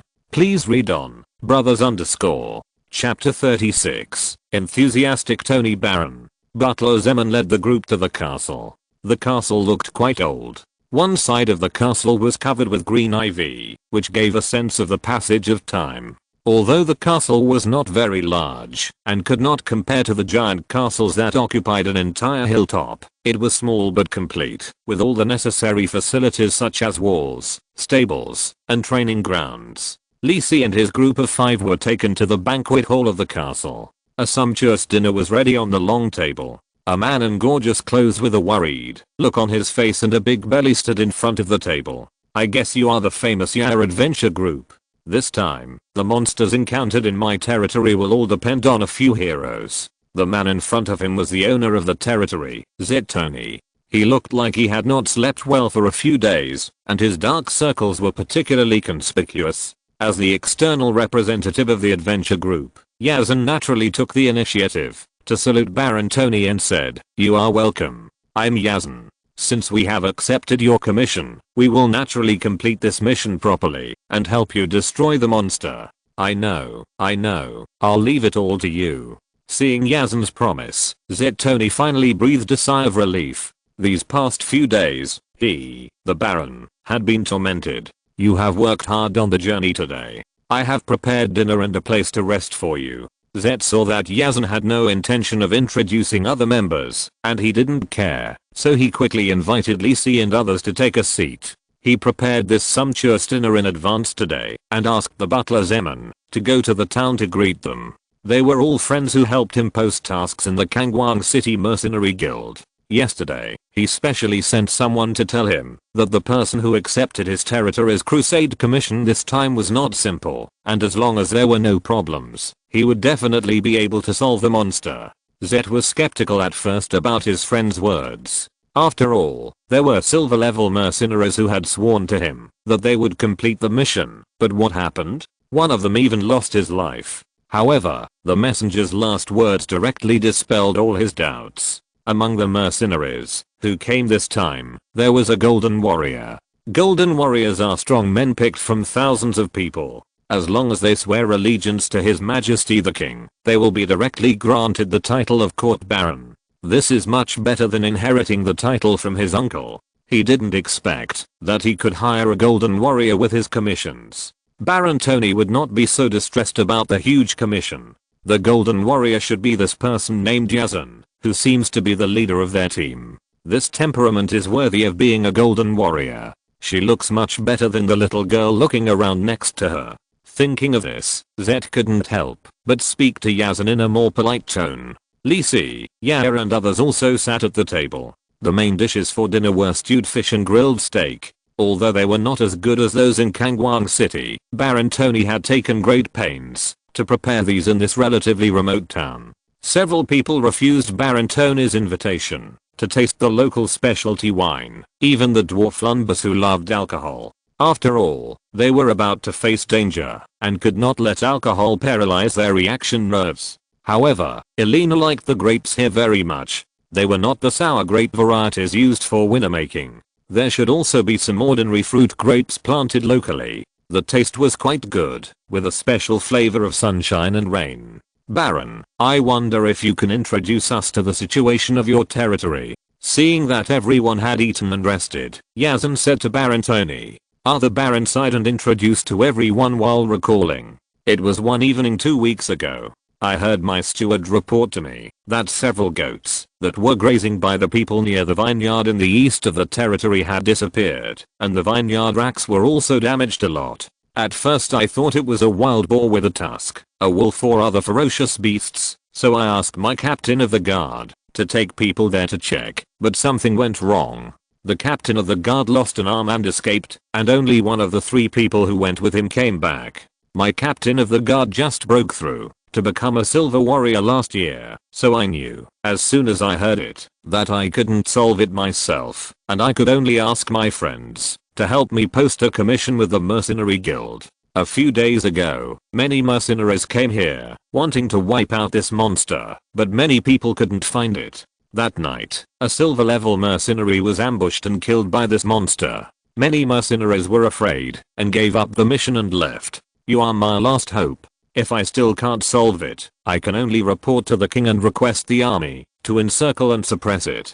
Baron Tony said helplessly. He really didn't want to alarm the kingdom, otherwise he might not be able to keep his baron title. It was impossible not to report it. If the monsters kept harassing the territory and could not be dealt with, not to mention my own safety, the entire territory might decline in a short time. What was the point of being the lord? That was why I gritted my teeth and took out 1,000 gold coins as a reward. This was the surplus of my plantation in 1 year. After hearing this, Lisi and Yazan had a rough idea in their hearts. Yazan asked the baron again, what kind of monster is it? What does it look like? Have you confirmed it? Not sure, because it always appears at night, and those who came back alive didn't see it clearly. It is said to be a black 4-legged monster, similar to a leopard or wolf. Where did it attack the townspeople and mercenaries? At first, it happened near the plantation in the east of the territory, but last night it attacked people in the town. Everyone was scared and stayed at home today, and didn't dare to go out. I asked the guards to call back everyone living outside the city. Now they are staying in the castle. Except for the guards guarding the castle, everyone else is patrolling in the town. Lisi glanced at Baron Tony after hearing this. He didn't expect that this lord was quite responsible for his people and made proper arrangements. I understand. Leave the rest to us. Don't worry, Baron. Yazan assured the Baron. The Baron also repeatedly told Yazan and others to ensure safety. If the Golden Warriors couldn't handle this matter for him, he would be helpless. Should he pray that the monster would leave on its own?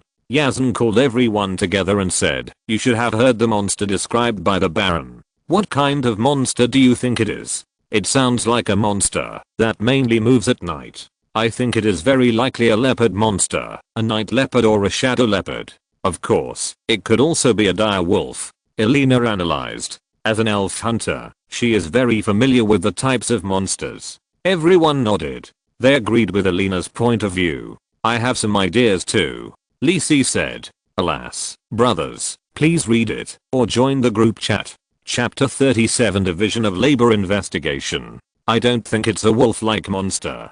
Wolf-like monsters usually live in groups, but it's clear that only one monster attacked humans in this attack, and there was no sign of multiple monsters. Lisi analyzed. He had also defeated many wolf-like monsters in his previous life, and was very familiar with them. Wolf-like monsters basically occupy a territory in the wild as a group.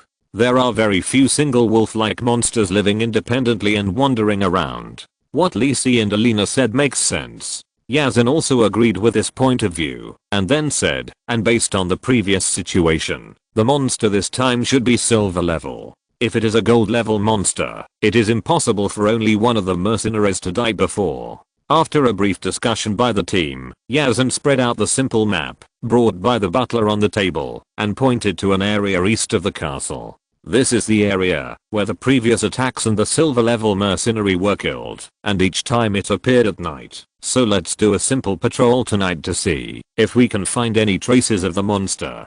After saying that, Yazan gestured on the map and said, I'm responsible for this area, and you're responsible for the other half. Yeah. Yeah nodded consciously. Anyway, she just had to follow the instructions, and there was no need to worry, because she was a little girl. If she really encountered the monster, the one who should be worried should be the monster itself. Elena, I need you to patrol the area farther away from the vineyard to see if you can find any clues to the monster. Elena had no objection. Field exploration and tracking were what she, an elf ranger, was best at. Lombus and Lisi, you two stay in the castle. The safety of the castle and the residents of the town tonight is up to you two. Also pay attention to the signal and provide timely support if you see it. No matter who encounters this monster, protect your own safety first. Send a signal immediately, and others must provide support immediately when they see the signal without delay. After Arson arranged everyone's tasks tonight, he thought about it and emphasized to Yaya again with some worry. Yaya, don't chase the monster if you encounter it. Even if you are strong enough, it is very troublesome to get lost at night. Elena also looked over. Yaya, who was a little unhappy, immediately nodded again honestly. She looked so sincere that she almost swore to the god of dawn. It seems that Yaya has done such outrageous things before. Lisi thought happily and wrote down all these things in his little notebook in his heart. This is the black material of the future Valkyrie, which will definitely be very valuable in the future. The title of the book is 2 or 3 Things Between Me and the Young Valkyrie. The highlight is that it is a sheep's head selling dog meat. Lisi, you too, this is your first time to go on a mission with us, so be sure to pay attention to safety and follow Lombus the whole time. Lombus, you should also take care of Lisi. After all, he is a mage. As soon as Yazan finished talking about Yaya, he turned around and told Lisi. Lisi nodded very sincerely and suddenly felt that Yazan was not easy either. He was simply a full-time nanny for Yaya's adventure group, and he didn't need special care at all. After getting the warrior's professional expertise and correcting the strength attribute, his health value was not lower than that of warriors of the same level. Coupled with a bunch of magic shields and martial arts effects, Lisi felt that he was still quite strong now. But now he really can't compare with the silver level strongmen like Yazan, especially since they are all melee professions, and the attribute point bonus is mostly in strength and toughness. Then Yaya, Yazan, and Elena took all the equipment and walked towards the outskirts of the town under the night. Lisi and Lombus came to the highest point of the castle together so that they could observe the situation around the town and receive the signal in time to set out for rescue.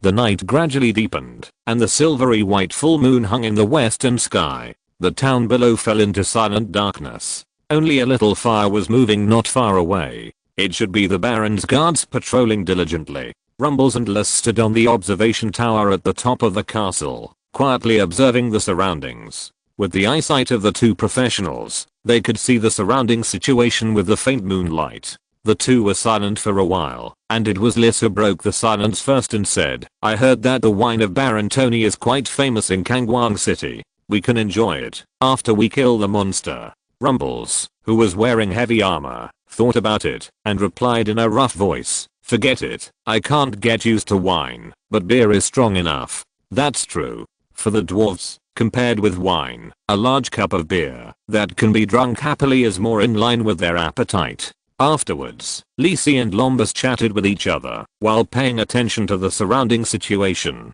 From fine wine to delicious food, from goblins to dragons, the two of them really met to late and talked about everything from the north to the south. Lisi, you are good. Lombus patted Lisi on the shoulder and said, except for that kid Yazan, you are the most different noble I have ever seen. I will help you make a full body armor in the dwarf workshop in Kangwang City as a gift for you. It is definitely better than what you are using now. It seems that Lombus has some relationship with the dwarf workshop in Kangwang City. I remember that it was called Iron Hammer Workshop. It really has the style of dwarves. However, forging weapons and equipment is indeed the strength of dwarves.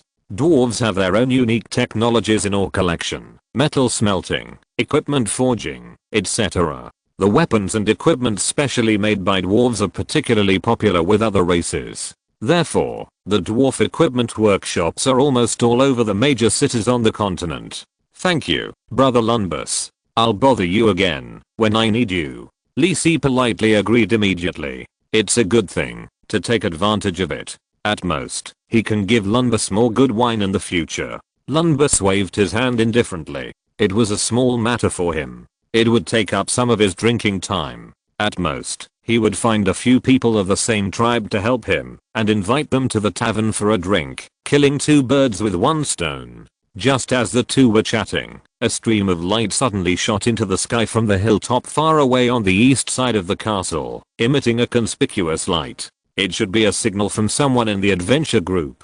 It's time to live. Let's go, Lunbus said, picking up the warhammer and jumping directly from the castle wall about 30 meters away. He landed steadily on the ground, shaking up a cloud of dust. The dwarf's strong and tough body allowed him to easily withstand the fierce impact. Lisi couldn't play like this. With his current physical strength, he would either die or break his bones if he jumped down like this. But as a mage, there are always more solutions than difficulties. The 3rd level spell flying. Lisi also flew down from the castle lightly, and after landing on the ground, he followed Lumbus to the location where the signal was sent.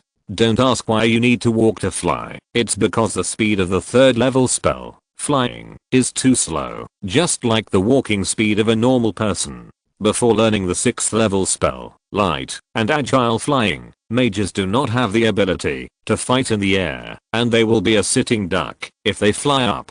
This is the advice that the senior mages have learned from their bloody lessons. Please read it again. It is really important for children. Thank you. Thanks. Chapter 38 Moon Spirit Leopard. By the time Lisi and Lunbus arrived at the place where the signal was sent, Yair and Yazan had already arrived before them. It was Alina who sent the signal. Seeing that Lisi and Lunbus had also arrived, she nodded. I found the monster here, or should I say, I was almost attacked by the monster. Alina pointed to the top of a huge rock in front of her and said, the monster was there at the time. It should have noticed me a long time ago, and might have planned to attack me when I passed by. When I first searched here, my hunter instinct kept alerting me. I made a special observation and found its location. When the monster saw that I had noticed it, it immediately turned around and left. After I sent the signal, I tried to chase it, but I didn't catch up. I could only come back here and wait for you. That monster is so bad, it even wanted to sneak attack Sister Alina. Yana waved her little fist angrily, as if the monster appeared in front of her now, she would immediately rush up and beat it up. Yazan was not so impulsive. After all, Alina was standing right in front of him. It was obvious that she had not fought with the monster. Alina, did you see the monster clearly? What kind of monster is it? Alina seemed a little hesitant, but she still gritted her teeth and said, I saw it clearly. It was a moon leopard. Moon leopard, so that's it. No wonder Alina's expression was so complicated. Lisi understood. Just now, he was wondering why Alina was so hesitant and didn't want to say what kind of monster it was. So that's it. Yazan also reacted quickly. As for Yair and Lunbus, they still had a puzzled and innocent expression on their faces. Moon leopard? What kind of monster is this? Why did Alina look weird? It can only be said that these two people's talent in learning is really not very good. Lisi, who had rich experience in his previous life, naturally knew what kind of monster the moon leopard was. After all, the main plot of the game version 3.0 was in the home of the elves, Navia Forest. Lisi also came into contact with a lot of secret information related to the elves at that time. Among them, there was about the moon leopard. The moon leopard is an extremely rare leopard-like magical beast that often appears at night. Its body is pitch black, but its shiny hair emits a faint moon-like glow, which is why it got its name. Most importantly, the moon leopard is the messenger of the legendary elf pantheon, the moon and the guardian goddess Fenrir. It is also the best partner and helper of the elf hunters. Basically, all the moon leopards on the continent live in the Navia forest, and all elf hunters are proud to be recognized and accompanied by a moon leopard. This shows the status of the moon leopard in the hearts of the elves and elf hunters. As an excellent silver level elf hunter, Elena is naturally very clear about this, but she actually found that the magical beast that invaded the territory was it. When she thought of her team going to crusade against it, Elena was a little reluctant to accept it. Is it possible that you saw it wrong? Lisi asked Elena. After all, the moon leopard appeared deep in the territory of the human kingdom and killed many residents, which was indeed a little unreal. No. Elena took a deep breath to calm her somewhat excited mood. My mother's companion is the moon leopard. It has accompanied me since I was a child. I will not admit my mistake. Yazan was somewhat helpless. He saw that Elena did not want to hurt the moon leopard. If he had encountered it during normal adventures, he would not have taken the initiative to attack it. He would even help Elena tame the moon leopard. Even if the mission failed, Yazan did not care much. After all, the commission for the mission was not so scarce for the team. But the problem now is that the moon leopard that appeared in Tony Barron's territory has killed more than a dozen residents of the territory and has become a ferocious beast by feeding on humans. If it is left alone, there may be more serious consequences. Elena thought for a moment, and the look on her face finally became firm. She gritted her teeth and said, since it has eaten people, it can no longer be the messenger of the goddess Fenrir. Let's send this moon leopard to the goddess kingdom. For the elves, it is unacceptable to feed on any humanoid creature.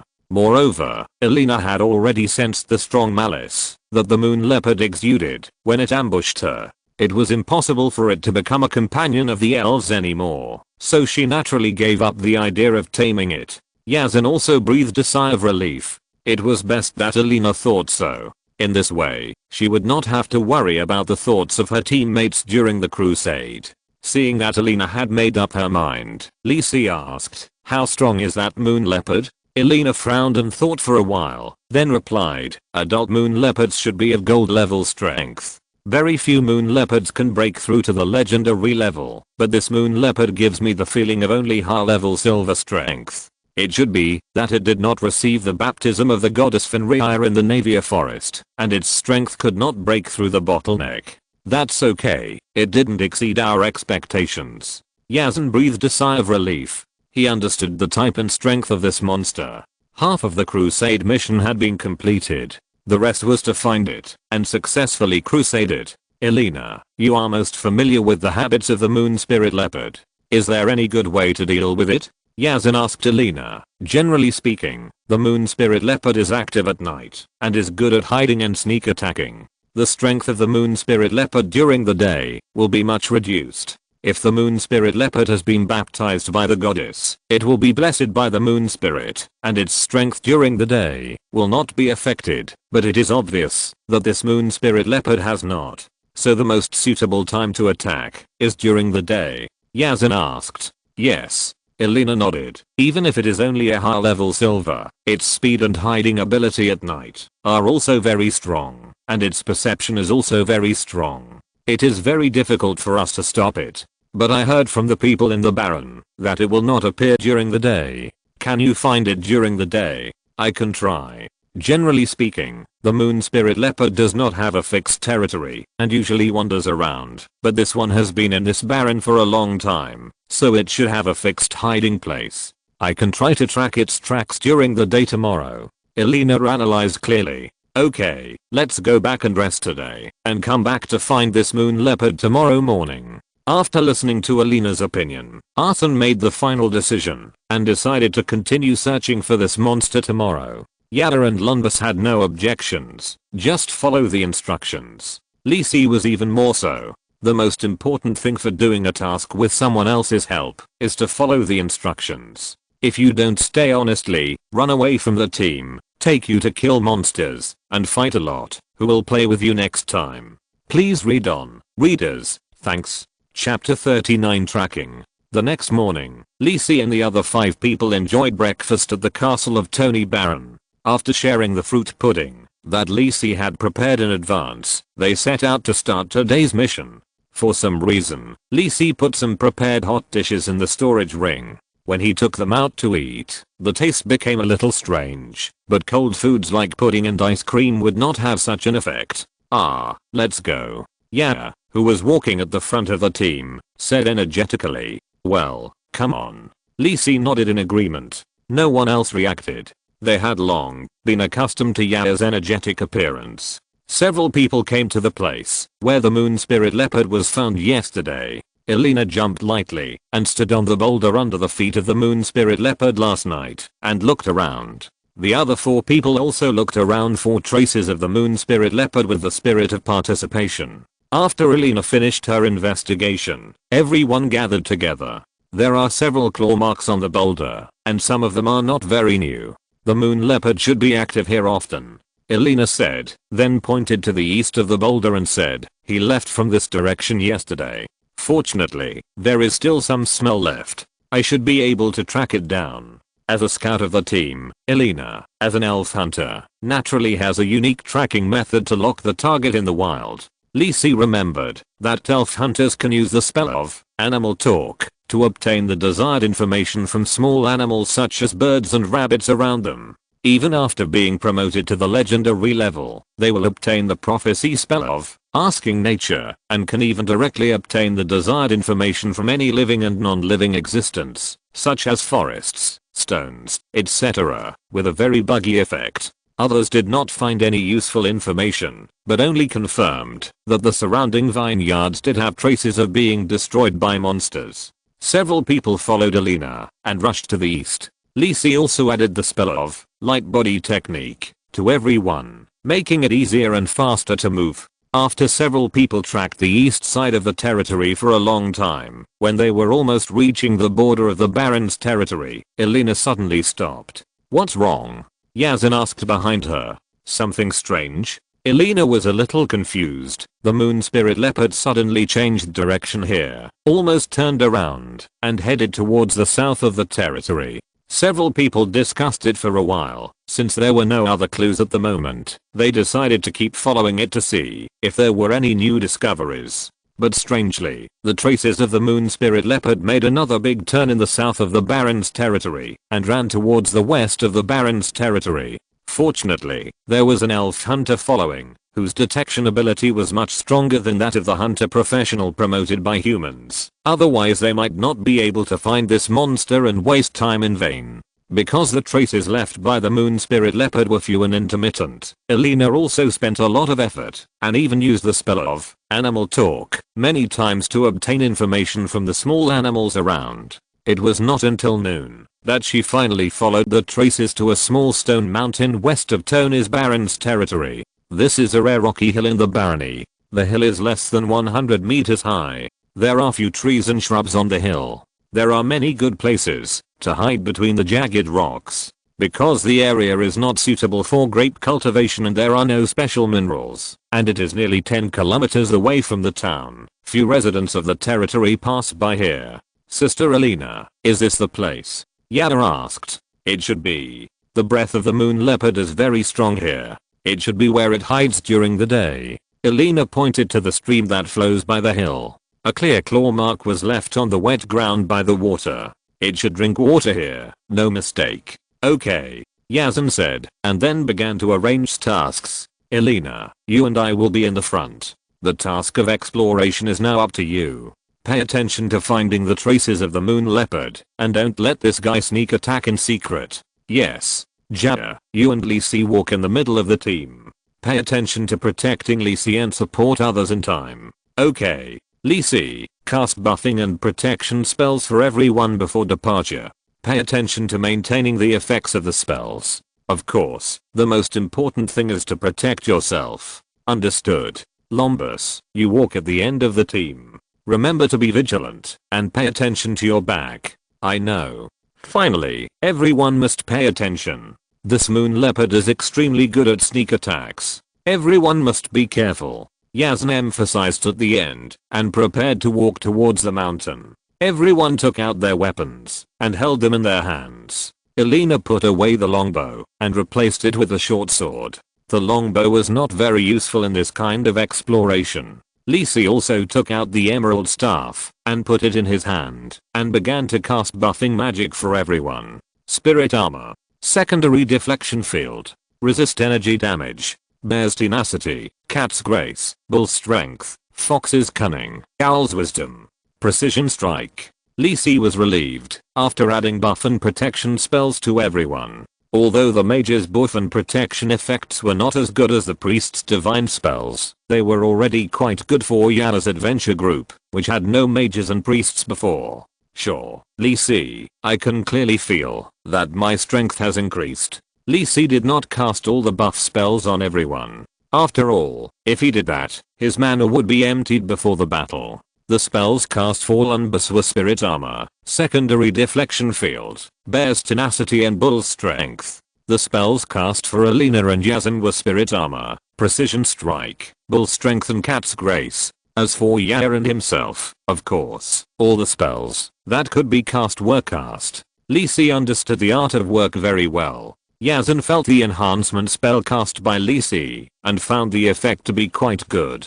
He clenched the sword in his hand and said to everyone, "Let's go." Several people formed a tight team and slowly groped their way up the hill. Along the way, they vigilantly observed the movements around them, especially in the shadows, where the moon leopard was most likely to hide. Just as everyone was slowly exploring every corner of the hill, not missing any possible hiding place, Lisi, who had attached a 3-ring spell, Advanced Magic Warning, to himself, suddenly felt something and looked up at the place where the spiritual prompt was. In the shadow of a rock not far from the crowd, a pair of bright yellow eyes were staring at them.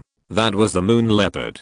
Please keep reading. Thank you guys. Chapter 40, A Momentary Battle. There. Lisi pointed to the location of the moon leopard and reminded his teammates. Yazan and others also found the moon leopard under Lisi's reminder. Elina rushed directly to the target. She was the most agile in the team and took on the responsibility of restricting the moon leopard. However, it was daytime now, and the moon leopard's concealment ability was greatly weakened. Her speed would not be affected. Elina was confident that she could hold the moon leopard back. As long as she could hold it back for a minute, her teammates would be able to catch up with her and kill the hurtful monster together. The moon leopard hiding in the shadows saw everyone rushing towards her and knew that it had been exposed. Without any hesitation, it turned around and ran away. The surrounding rugged rocks could not affect its movements at all. It lightly touched the rocks and jumped down from the hill and ran towards the foot of the hill. The threat brought to her by these people in front of her was far greater than those who had chased her before. Her intuition reminded the moon leopard that she must not be entangled by these people. Seeing that the moon leopard was so decisive and had no intention of fighting for even a moment, Yazan and the others could not help but curse inwardly and hurriedly quickened their pace towards the moon leopard. However, the speed of several people was obviously not enough to keep up with the monster. Only Elina, a hunter, and Yara, who was at the gold level, could barely keep up. Speed up. As Lisi chanted, a spell of aura caught up with Elina and Yara's bodies. As the two moved, their speed increased significantly. Good job. Elina couldn't help but give Lisi a thumbs up and hurriedly rushed towards the moon leopard. When the distance between her and the moon leopard was close to her attack range, Elina put the short sword in her hand into the storage ring and took out her longbow with her emerald green light. Net of thorns. With a green light, an arrow cut through the air and shot at the running moon leopard. The moon leopard seemed to have also felt the attack from behind, and its agile body jumped into the air to avoid Elina's attack. But Elina's arrow was obviously not that simple. The long arrow fell on the ground under the moon spirit leopard, and a green light flashed. Suddenly, a dark green thorn with thorns suddenly emerged from the ground, forming a large net that was about to wrap the entire body of the moon spirit leopard. The moon spirit leopard in the air had nowhere to borrow strength and could only be helplessly controlled by the large net of thorns. Although the thorns with thorns could not hurt the moon spirit leopard's tough fur, and the thorn net was quickly torn apart by its claws, the short delay was enough for several people to get close to the moon spirit leopard. Elina was the first to approach. She swung the longbow in her hand and shot 3 arrows at the moon spirit leopard. Marking shot. Concussion shot. Binding shot. Elina's 3 consecutive shots did not seek to cause much damage to the moon spirit leopard, but to control the monster as much as possible and wait for the support of her teammates behind her. The moon leopard, which had just escaped from the thorn net, did not dodge Elina's 3 arrows. The arrows directly hit the moon leopard's buttocks facing Elina. A painful roar came from the moon leopard's mouth, but it was obvious that its speed had slowed down. The moon leopard seemed to have known that it could not escape the hunting of Lisi and others today. It turned around, and its bright yellow eyes seemed to be covered with a layer of blood. It gave up running and rushed towards Elena. The originally slowed speed seemed to be lifted because the moon leopard entered a violent state. A black figure rushed towards Elena. "Be careful." Jaya, who was only a little behind, shouted. Elena did not panic. She skillfully used the hunter's life-saving skill, jumping technique. The light blue wind element surrounded the elf's body. The body jumped high to the back. After avoiding the moon leopard's attack, she bent the bow and shot at the moon leopard. Explosive shot. The moon leopard dodged the arrow by moving to the right and continued to rush towards Elena. The moon leopard had already realized that if he didn't deal with Elena, he would never be able to escape this pursuit. The hunter's tracking and control ability was too strong. However, the moon leopard's plan was about to fail. Jana finally arrived at the scene in a flash, pulled out the black longsword, and slashed at the attacking moon leopard. Bang! The moon leopard smashed back faster than when it came, and it landed on the ground and shook up a cloud of dust. Even though the moon leopard was a high-level silver monster, only one step away from the gold level, but the silver level was the silver level, and this line was like a natural chasm that stuck it tightly, and it had no room to resist the gold warrior in terms of strength. Not to mention that Jaya, who took action, was also the best among the gold warriors, and almost crushed the moon leopard. Jaya didn't say much, and rushed towards the moon leopard with the sword in hand. At this moment, the offense and defense changed. Jaya came in front of the moon spirit leopard, and slashed at it with an ordinary diagonal slash. However, the moon spirit leopard smelled the scent of death from Jaya's simple attack, and did not dare to resist it. It used its speed advantage to dodge to the side, and avoided Jaya's attack. Jaya frowned a little. Although the moon spirit leopard was a silver level monster, it was a little faster than a gold warrior like her. It was really annoying. If the moon spirit leopard knew what Jaya was thinking, he would probably cry out, "I'm a high level monster specialized in agility. In this aspect, I'm just a little faster than you whose main attribute is strength. What else do you want to do?" However, Jaya, who will become a legendary warrior in the future, will naturally have a countermeasure. Charge. A pale white light flashed on Jaya's body, and her petite body rushed towards the moon spirit leopard at an extremely fast speed. Before the moon spirit leopard could react, Jaya, who was already close to her, raised her long sword, and light blue fragments of electric light condensed on the blade. Thunderbolt. The moon leopard barely had time to react before it took the heavy blow. Even the toughest fur couldn't stop Jaya's sharp slash. The huge wound spread from the moon leopard's upper limbs to its abdomen, and dark red blood gushed out. The severely injured moon leopard seemed to want to struggle, but the lightning flashing from time to time paralyzed its entire body, making it unable to move at all.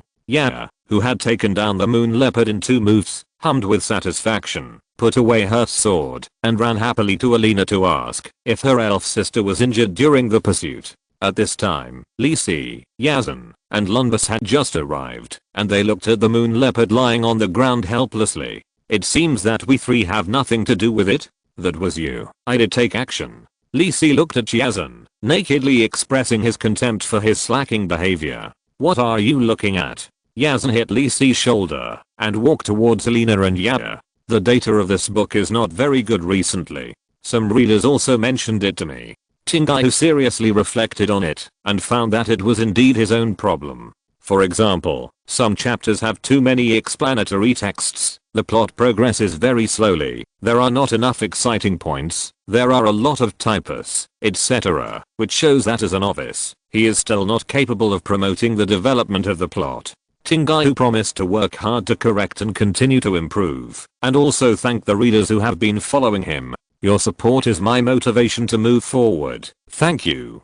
Chapter 41 Another discovery. Seeing that the moon leopard had lost any ability to resist, Yazan shook his head and said to Elena, "Do you need my help?" "No." Elena bit her lip and rejected Yazan's kindness. At this moment, she seemed to have lost the perseverance and courage as a hunter in the battle just now, and only the weak side of being an elf remained. The moon leopard was already lying on the ground. Excessive blood loss made him almost unable to move. He could only let Alina slowly walk over to him. Alina squatted down beside the moon leopard and gently stroked the moon leopard's head with her slender hands, as gentle as treating her loved ones. The green light in her hand slowly penetrated into the body of the moon leopard. Rest in peace. All the pain will be far away from you. May you be forgiven and peaceful in the goddess's kingdom. The moon leopard seemed to have felt Alina's kindness and sadness and stopped its last struggle. Its bright yellow eyes looked at Alina quietly.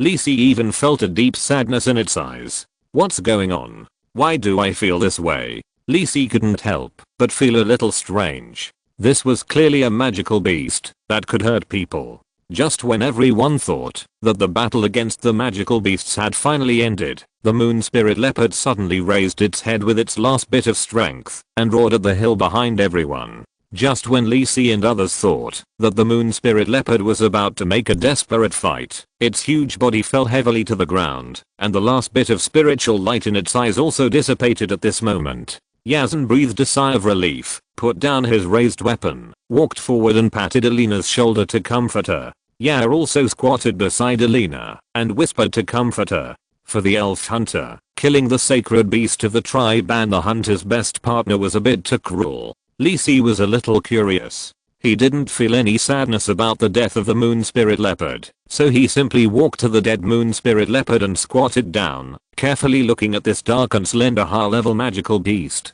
Something was wrong. Just a glance, Lisi found that there seemed to be something on the neck of the moon spirit leopard. Lisi also squatted beside the moon leopard, reached out and touched it, and felt a cold and hard object hanging on the neck of the moon leopard. After pushing aside the black hair, a black chain collar came into Lisi's eyes. The link at the bottom had been broken. It seemed that this should be a special collar. It seems that the origin of this moon leopard is not simple. It should not be a wandering monster, but it was captured and tamed and then escaped. No wonder it appeared in the hinterland of the kingdom of Fez, thousands of kilometers away from the Navia forest. Lisi did not alarm Alina, but waved to Yazan. Seeing Lisi's cautious look, Yazan came over and took a look. He was a little surprised. He also saw the black collar on the neck of the moon leopard. He also realized that the origin of this moon leopard was problematic. The two of them examined the body of the moon leopard together without expression. The strong smell of blood came to his nose. Lisi ignored the hideous wound on the abdomen of the moon leopard and carefully checked other parts of the moon leopard. Sure enough, many scars were found on the back of this moon leopard.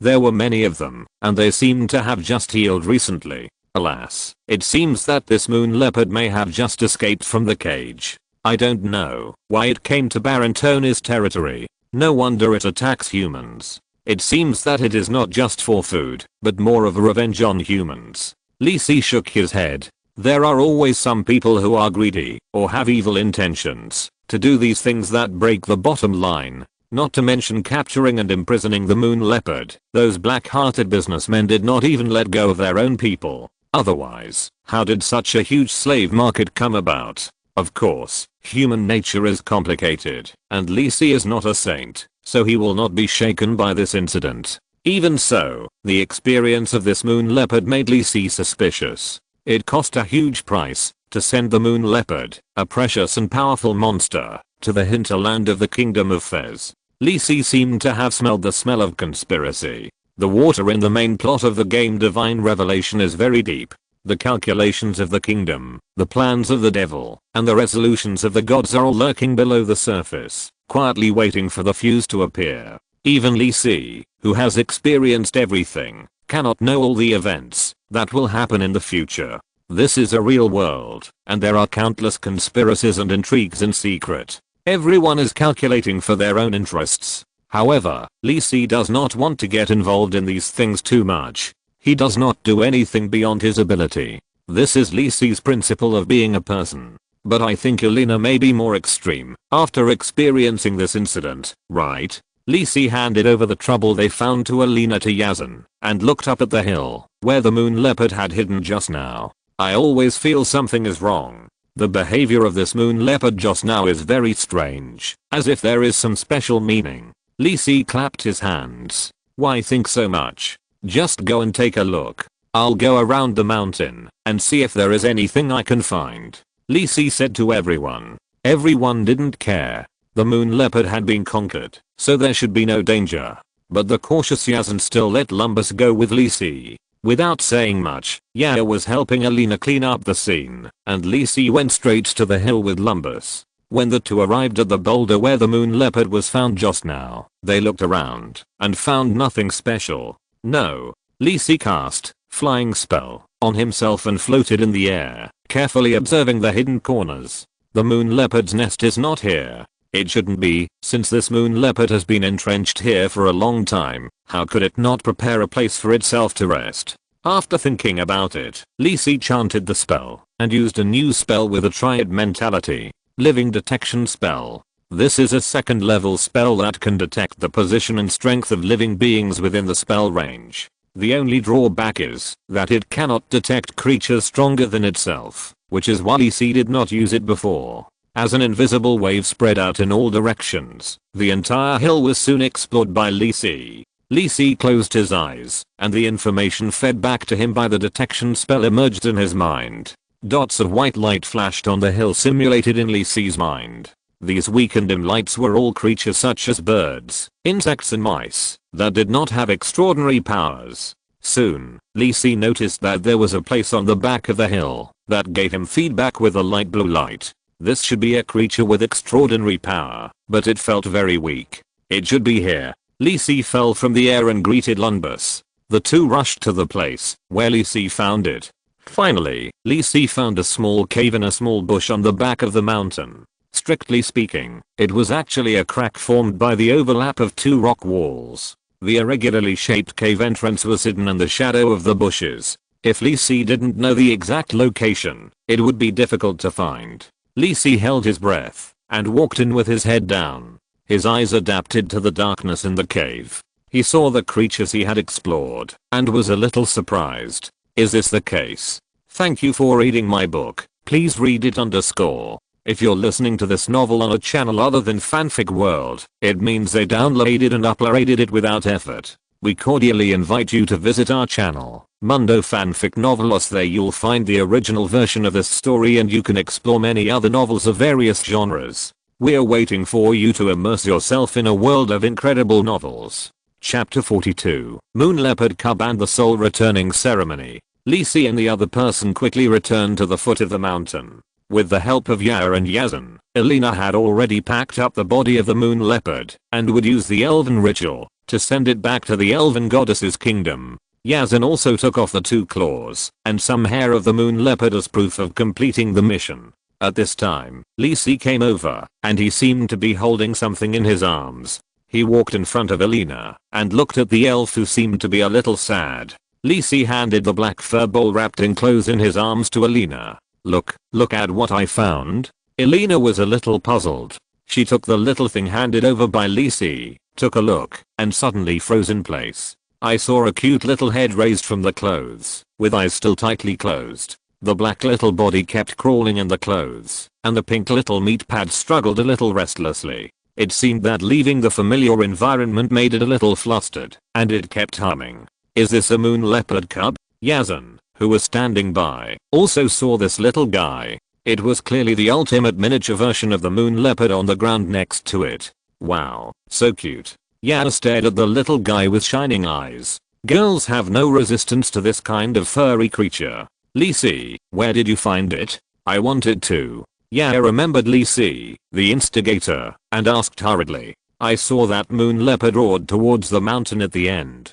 It was a bit strange, so I went to look for it. I didn't expect to find it. Lisi waved his hand and said, I can't help you find another one. Let's talk about it later, when we have a chance. Okay then. Yaya was a little disappointed, but she quickly ran to Alina and wanted to hug the moon leopard cub. Alina ignored Yaya's coquetry and held the baby tightly in her arms. It seemed to feel the close natural breath and lay obediently in Alina's arms and was much more obedient. Alina raised her head, her eyes slightly red.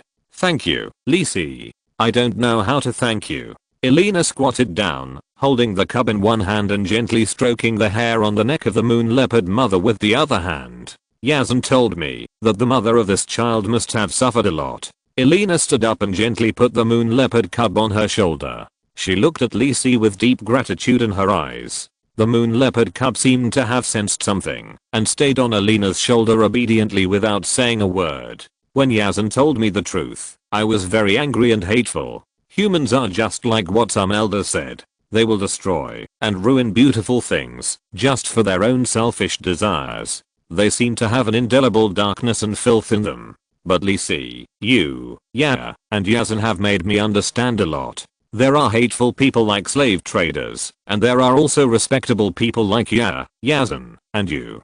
Thank you, Lisi, you are my forever best friend. Elena's words were gentle and firm. She slowly walked in front of Lisi, raised her head slightly, and gently kissed Lisi on the forehead. Lisi was a little stunned. He thought he was just helping a little, but he didn't expect Elena to be so grateful. At this moment, a new message popped up on the system panel. You have completed the milestone, best friend of the elves. Best friend of the elves, what you have done has won the elves' heartfelt gratitude, and they regard you as a true friend. Your charm attribute points +10, and all elf forces' initial favorability towards you is increased to friendly, except dark elves. Under certain conditions, you can consume your favorability to get the help of the elves. This milestone effect is quite powerful. I didn't expect such an unexpected gain. Originally, Lisi had no other purpose in giving this moon leopard to Elena. First, Elena is his teammate, and it is not appropriate for him to possess this moon leopard at this time. Second, Elena also said that, if it is not baptized, this moon leopard will only be silver level in the future, and it will costly a lot of precious resources, which is not suitable for him. Lisi is not an absolute egoist. Giving the little moon leopard to Elena is the best choice in his opinion. Although this situation is not what Lisi deliberately wants, he will not refuse it. Thank you, Elena, you are also my forever friend. Lisi said solemnly to the beautiful elf hunter with a blushing face in front of him. Oh on the side, made an unknown sound, and squeezed to Elena to join in the fun, and wanted to be kissed. Elena pushed Ya's little head away in a bad mood, and said with a serious expression, everyone, step back a little. I'm going to start the goddess's soul returning ceremony. Lisi raised his eyebrows. The soul returning ceremony is to return the soul of the moon spirit leopard to the goddess's kingdom. Generally speaking, the souls of the gods' believers will not enter the underworld after death, but will enter the gods' kingdom under guidance, reincarnate again or directly become a petitioner. This is the behavior of the gods, to enhance their own divine power, but this is also what the believers hope for, believing that this will gain eternal life and happiness. In special cases, if the soul cannot return to the god's kingdom, others can hold a soul returning ceremony to open the door to the kingdom of the gods and guide the lost soul. Of course, this requires the consent of the master of the kingdom of the gods. The goddess Fenrir will naturally not refuse the soul of moon spirit leopard.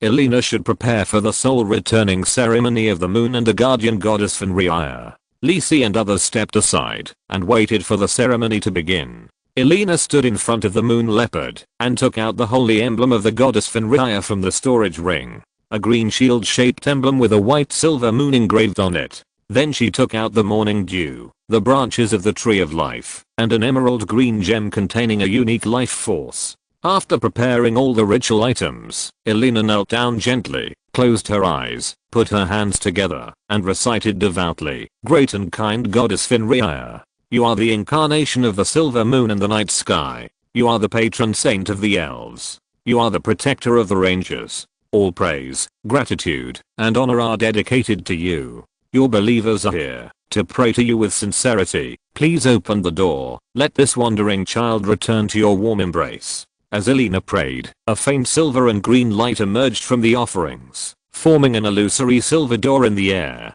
Just watching from a distance, this seemingly weak force made Lisi feel an irresistible sacred aura. Even though he did not perceive any threat, he still felt a heavy pressure on his shoulders. Is this the aura of divine power? Even though he had watched the battles between the incarnations of God several times in his previous life, this was the first time he witnessed the display of the vast power of gods with his own eyes. Just the slightest breath made him unable to move. Lisi's mind was full of thoughts. but his eyes were still fixed on the scene of the ceremony in front of him, not daring to miss it.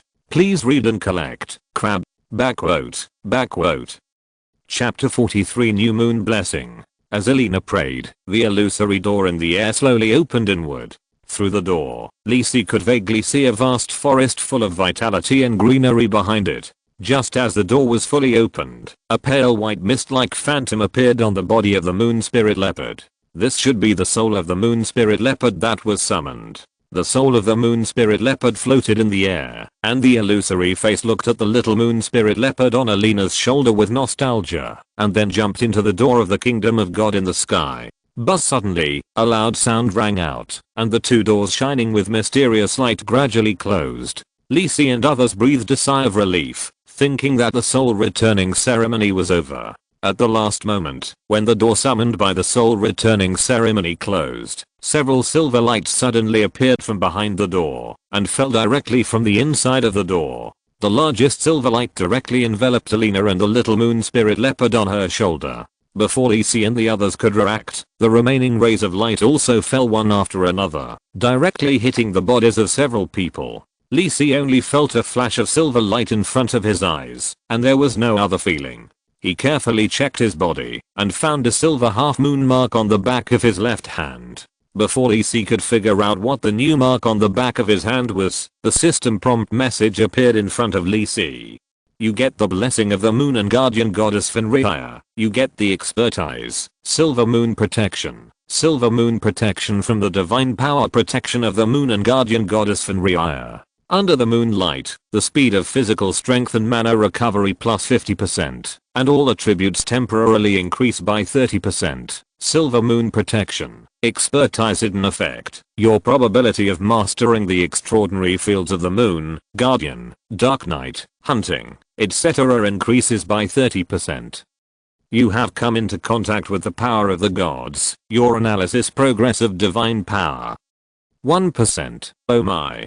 So strong. Lisi touched the half-moon mark on his left hand. So the silver light just now was the power of the goddess Fenrir. The so-called blessing of the gods refers to the blessing of the gods to their devout believers or beloved creatures, giving them the power from the gods, which is often manifested as a kind of continuous gain state. The silver moon protection that he just obtained is quite special. It can only take effect under the moonlight, but relatively speaking, the effect is also more powerful. Not to mention the increase in physical strength and mana recovery speed. The increase in all attributes has reached 30%, which is really a bit scary, directly equivalent to the effect of Lisi's level being increased by nearly 10 levels. As for the progress of the analysis of the divine power, there was no such prompt when Lisi obtained the power of the gods in his previous life, so he could only put it aside and wait for future exploration. Lisi glanced at his left hand and decided not to wash his hands for the next month. The breath of the gods might change his pitifully low luck value. Yazin and others also woke up one after another, and each of them looked happy. It seems that they also got a lot of benefits from the power of the goddess just now. Jada, how do you feel? Lisi asked Jada, who was excited and eager to try. Great, I feel like my strength has increased a lot. Do you want to try it? Jada waved her little fist and showed her little arm to Lisi. Lisi looked at the white jade arm in front of him and shook his head quickly. He knew the terrifying power hidden in it. Seriously speaking, Jada alone can raise the hill where several people are. It just takes some time. Just as Lisi and others were making jokes, the silver light on Alina and the little moon spirit leopard gradually faded, and they woke up from their special state. Sister Alina, how is it? How is it? Do you feel okay? Jada immediately came to Alina's side, saying words of concern for Alina, but her eyes were always fixed on the little moon spirit leopard on her shoulder. It feels like the little cat is much more energetic.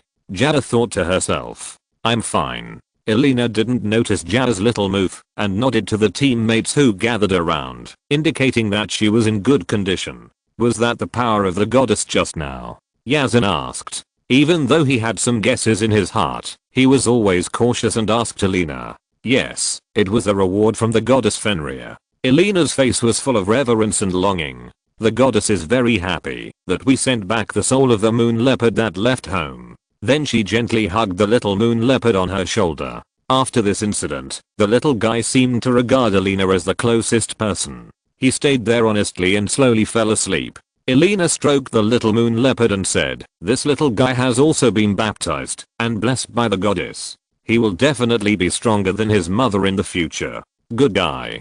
How much does the moon goddess like the moon leopard? This operation must have cost her a lot of divine power. Lisi silently complained in his heart, but the moon and guardian goddess Fenrir, as the strongest medium-powered god in the elf pantheon, would not care about this consumption. And he also got tangible benefits, so he should praise the generosity of the moon goddess. After muttering a few words, he heard Yazan arranging beside him, "Since everything is done, let's pack up and prepare to go back." Everyone had no objection to hearing this. Elena used elf magic to summon vines to cover the body of the moon spirit leopard. When they can't return to their homes, the elves use this method to return the remains of their monster companions to nature. Everyone returned to Baron Tony's castle and told him that the monsters in the territory had been successfully conquered by them and showed him the certificate they had left behind.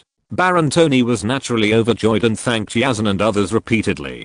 He also asked them to stay in the castle to rest for one night and set off tomorrow. However, the adventure team decided to return to Kangwang City now. There was still a little moon spirit leopard around them who needed to be taken care of. It would be better to return to the team base early. Watching the adventure group's carriage gradually disappear at the end of the field of vision, Tony, who was sending a few people to the intersection of the town, sighed in his heart. As expected of a team with golden warriors, this efficiency is worth it, even if it is a little more expensive. If I had known earlier, I would have directly hired this Yana mercenary group. It would have been a waste of time with those useless mercenaries. This is all money. Master, are we going back now? Butler Zeman asked on the side. The monsters that caused chaos in the Baron's territory were conquered, and ordinary people like them were relieved.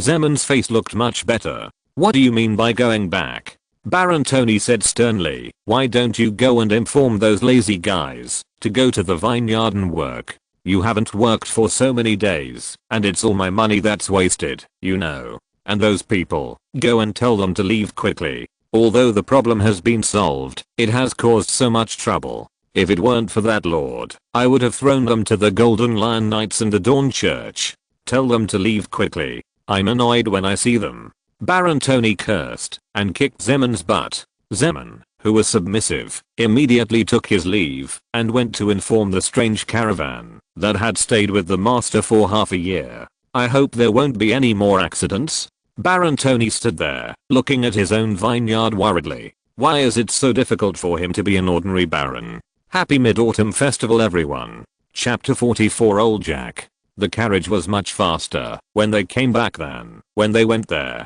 Lisi and his party finally entered Kangwang City before the city gates were closed. I'm going to drink first, don't wait for me. Lunbus jumped off the carriage with unusual agility, said hello to Lisi and others, and disappeared in a flash. It seems that he is indeed craving for wine. Yazan shook his head and didn't say anything. As long as he didn't drink during the mission, Lunbus would drink at other times. Anyway, drinking wouldn't be a problem with the dwarf's physique. Yaya ignored her and rubbed her face against the little moon spirit leopard in her arms happily, completely ignoring the little cat's pink paws that had been struggling to stretch out. After her pleading and acting like a spoiled child along the way, Elena finally agreed to let her take care of the little moon spirit leopard for a while. From now on, you will be called Ziohei. Yaya held the moon spirit leopard in front of her with both hands and happily gave the little moon spirit leopard a new name. Elena helplessly looked at the little moon leopard struggling in Yaya's hands.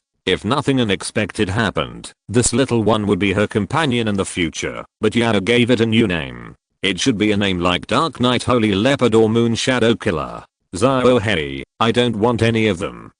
When the carriage arrived near Feast Street, Lisi also jumped off the carriage and said goodbye to Yaya and the others. Yaya just waved and turned around to stick with the little black cat again. Yazan, who was driving, turned around and said to Lisi, tomorrow morning we will go to the mercenary guild to hand in the mission. Do you want to come? I can share the mission reward with you. No need. Lisi thought for a while. I also have some things to deal with. You can keep the reward for me first. He threw the bag of magic crystals to Yazan and said, "This is the harvest from the kobold's lair that time. It is also worth hundreds of gold coins. Count it together." Yazan took the bag and threw it back to Lisi, saying, "No need. The spoils obtained during the mission belong to individuals. There is no need for team distribution. You can keep it." "Okay, see you later."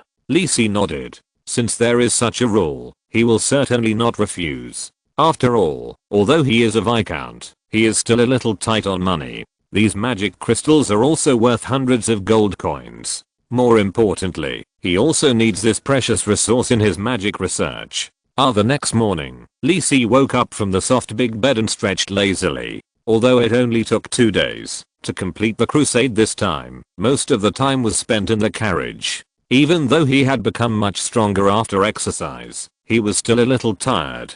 After washing up, Lisi came to the restaurant to enjoy the hearty breakfast carefully prepared by his chef, and patted his stomach with satisfaction. Since he made some snacks for Yaya in his own kitchen last time, his own chef also knew that Master Lisi's cooking skills were far better than his. Although he felt something was wrong, he humbly asked the master for advice. Lisi was naturally happy to teach his own chef a hand. After all, he was too lazy to do it many times. If the chef's cooking skills were better, he would be happier to eat. For example, for the improved egg pancake in front of him, Lisi specially asked the chef to make a flat frying pan for pancakes. After a series of operations, it already felt 70% of the previous life. Lisi preferred to fry it a little longer. It was soft and crispy when he took a bite, and it was simply too delicious. Butler Joyce was still standing behind Lisi, quietly serving. After 2 days of absence, Joyce, with his graying temples, was still wearing his black dress that had never changed. His elegant demeanor seemed to never change, just like his clothes. He had a more aristocratic temperament than Lisi, who had put down his airs and became more natural.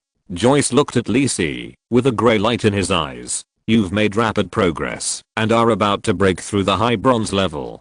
And is this feeling from the blessing of the gods, or the gods of the elven pantheon, because of that elven companion?" Lisi's current strength was not concealed in front of Joyce at all, and Joyce had a clear understanding of Lisi's experience of joining the adventure group.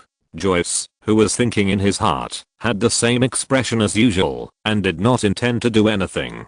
Lisi had no idea that the housekeeper standing behind him was actually a legendary strongman. If Lisi knew, he would hug both thighs. After breakfast, Lisi habitually walked to the yard to stretch his body, picked up the long sword, and reviewed the Zhongxi sword method again. "Although my strength will not decrease with the panel, the sense of touch, combat intuition and other conscious things will not be reflected in the panel. So even if I have obtained mastery of all martial arts, I still need to review it from time to time, just as a physical exercise." After the activity, Lisi changed into a set of dry clothes with Ross's help and set off with wealth towards today's destination. Langay Street. Lisi stood in front of the brick and stone cottage he visited last time. "It has been a month since the last time I came here.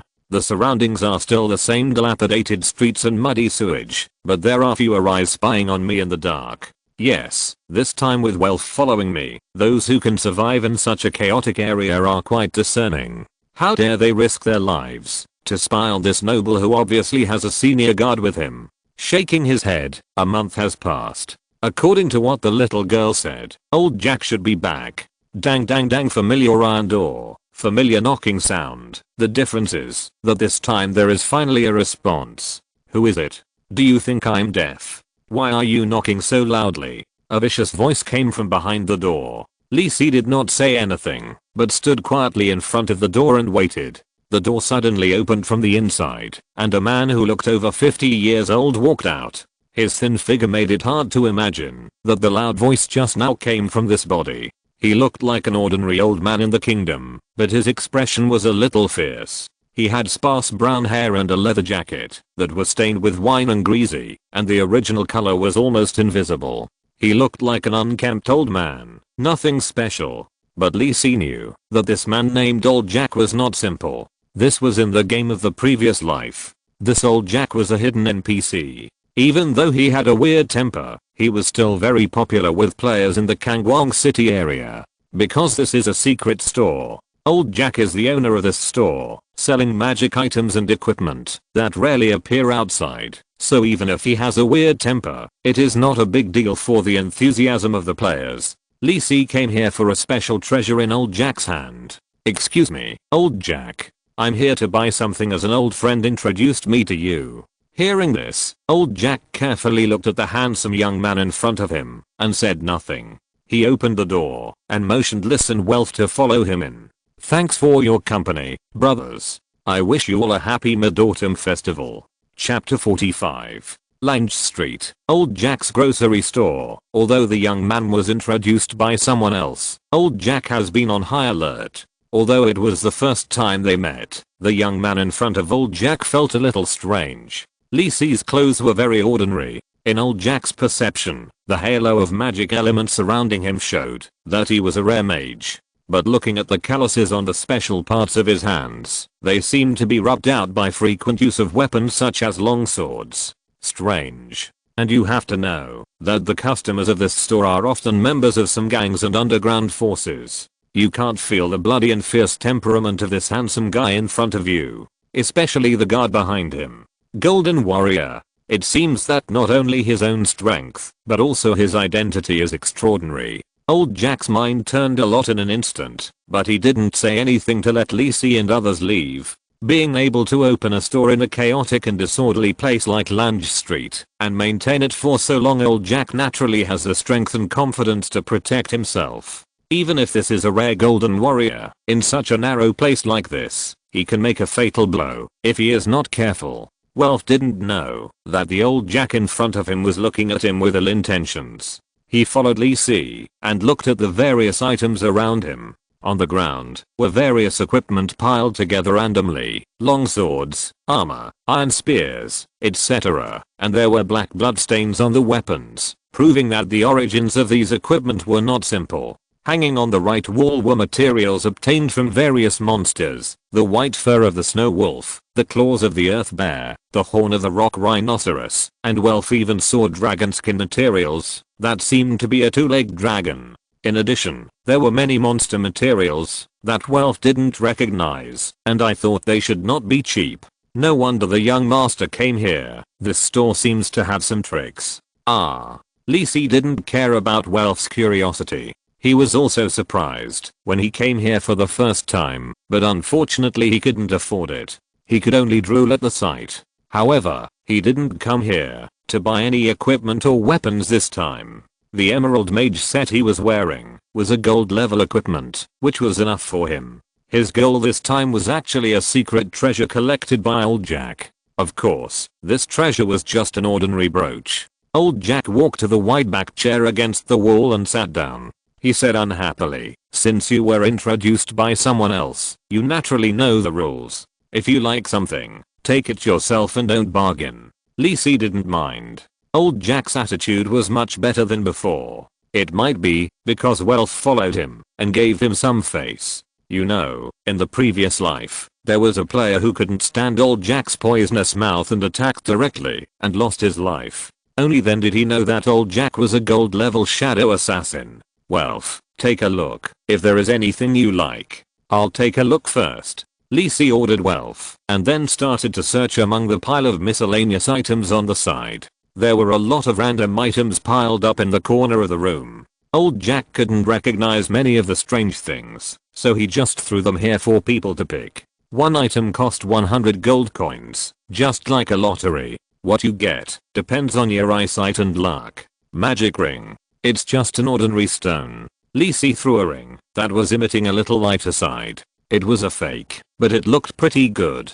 Is this an aphrodisiac or aphrodisiac? Lee Si took a crystal potion bottle that was ambiguous pink in color. You could see that there was still half a bottle of unknown liquid in the middle. After searching for a long time, Lee Si finally found his target. A dark grey brooch with a 4-leaf clover pattern. This is it, exactly the same as a picture on the internet in his previous life. Lee Si took the brooch in his hand, thought about it, and took the potion bottle containing the aphrodisiac. This thing is sometimes more effective than poison or something. I'll just take these 200 gold coins. Lisi put the bag with 200 gold coins on the table in front of old Jack. Old Jack opened it and took a look, then threw the heavy bag directly into the cabinet behind him. As for what Lisi took from him, old Jack didn't care. You have a good eye for getting good stuff, and don't blame others for picking up junk. These are all black pots for selling stolen goods. They were cheap when they were bought. Maybe the 200 gold coins consumed had a little effect, and old Jack's attitude improved a little. Is there anything else you need? I can get a lot of good stuff here. Lisi shook his head.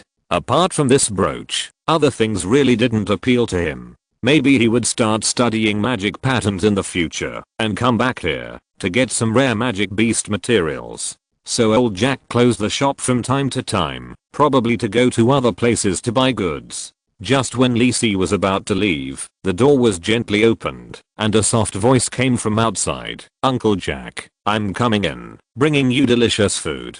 Ashley walked in with a basket, and suddenly saw two strange men in the room besides Uncle Jack. But where has this little brother been seen before? Ashley was a little curious, but she was a little shy, so she immediately lowered her head and walked straight to old Jack, put the basket of bread and vegetable soup on the table, and hid behind old Jack's wide-backed chair, secretly looking at Lisi, who looked familiar. Isn't this a little Easter egg? It's still so cute. More than a decade later, in a side quest related to the assassination of a kingdom noble, the players finally discovered that the murderer was a beautiful assassin who liked to wear close-fitting leather clothes and had a hot body. In the subsequent main quests, this beautiful assassin also appeared many times, and no one knew her origins. However, the power of LSPs is terrifying. The identity of this beautiful assassin was eventually discovered by the players. She was a little girl who could be seen from time to time at old Jack's place in Kangwang City in the early stage of the game.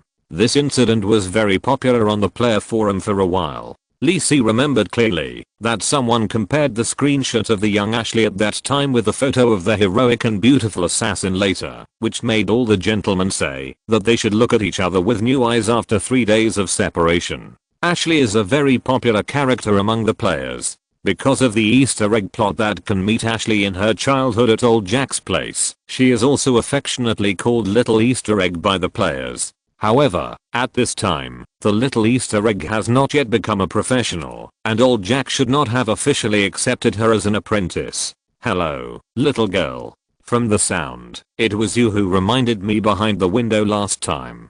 Thank you very much. Lisi thanked Ashley in a friendly manner. This is also an important plot character. It doesn't hurt to get some face first. Happy National Day in advance. Chapter 46, Arcadia's Good Luck Brooch. Ah, are you the big brother from last time? Ashley poked her head out curiously. Last time, she secretly took a peek through the window. No wonder she felt that his figure looked familiar. Yes, my name is Lisi. What's your name? My name is Ashley. Just as Ashley said her name, she was interrupted by the rude voice of old Jack. Have you finished shopping? If you have, leave quickly. Don't delay my business. Lisi glanced at the grocery store, which had no customers except herself, and shrugged. It seemed that old Jack didn't want her to have more contact with Ashley now. But forget it, there is no rush for this matter. There are plenty of opportunities. Lisi smiled at Ashley as a greeting, and then took the things he had just obtained and walked out of this dark and narrow hut. After Lisi and Welf left the room, old Jack slammed the door shut, turned around and gently told Ashley, "Don't tell me anything when strangers ask you questions, got it?" Oh, Ashley nodded obediently. That little brother didn't look like a bad guy. He was much better looking than those men who often came to Uncle Jack's shop. Old Jack glanced at Ashley, lowered his head, and pondered for a while, and finally made up his mind. When he first saw Ashley, who lived next door, and sensed her high affinity with the Shadow Plane, he knew that this little girl was a natural assassin. Recently, old Jack has been hesitating whether to formally accept Ashley as his apprentice. After all, if you want to become a real assassin, you must face hard and cruel training, fighting on the edge of a knife, and blood on your hands. These are inevitable. Letting such an innocent and lovely little girl face these, old Jack is a little reluctant. After all, he has no children, and old Jack has raised Ashley as his goddaughter. But Ashley's contact with Lisi made old Jack understand that he could not protect her for her whole life. She would have to contact others and face the ups and downs outside. Forget it, let her make her own decision. Old Jack looked at Ashley seriously and asked, "Ashley, do you want to be an assassin?" "Uncle Jack, what is an assassin?" "It's a profession like a warrior or a mage." "I'm an assassin." Ashley's eyes lit up when she heard it. "Is it the big man in those stories who defeated the dragon and protected people?" "That's right." Old Jack hesitated and said that power has no distinction between good and evil. Doing evil or doing good depends on the thought of the person with power.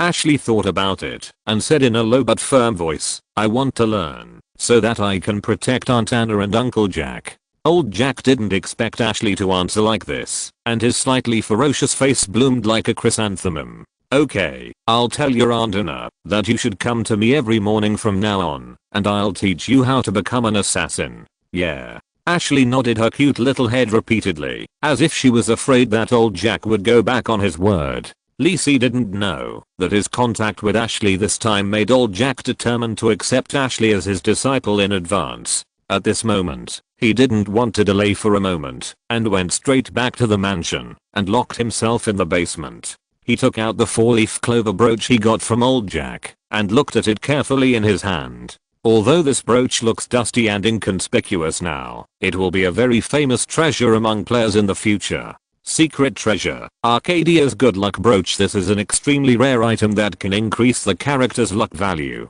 The initial luck value of a game character fluctuates between 3 and 7 points. The luck value cannot be increased by leveling up, and there are very few specialties and item effects that can increase a player's luck value. The luck value is related to the player's luck in the game, such as the equipment explosion rate when fighting monsters. Of course, more importantly, in some special environments or skill judgments, there are requirements for the level of luck value. For example, opening a treasure chest, the critical hit rate of special skills, etc. But Lisi found that his luck value was only a pitiful 3 points, so Lisi immediately thought of this secret treasure.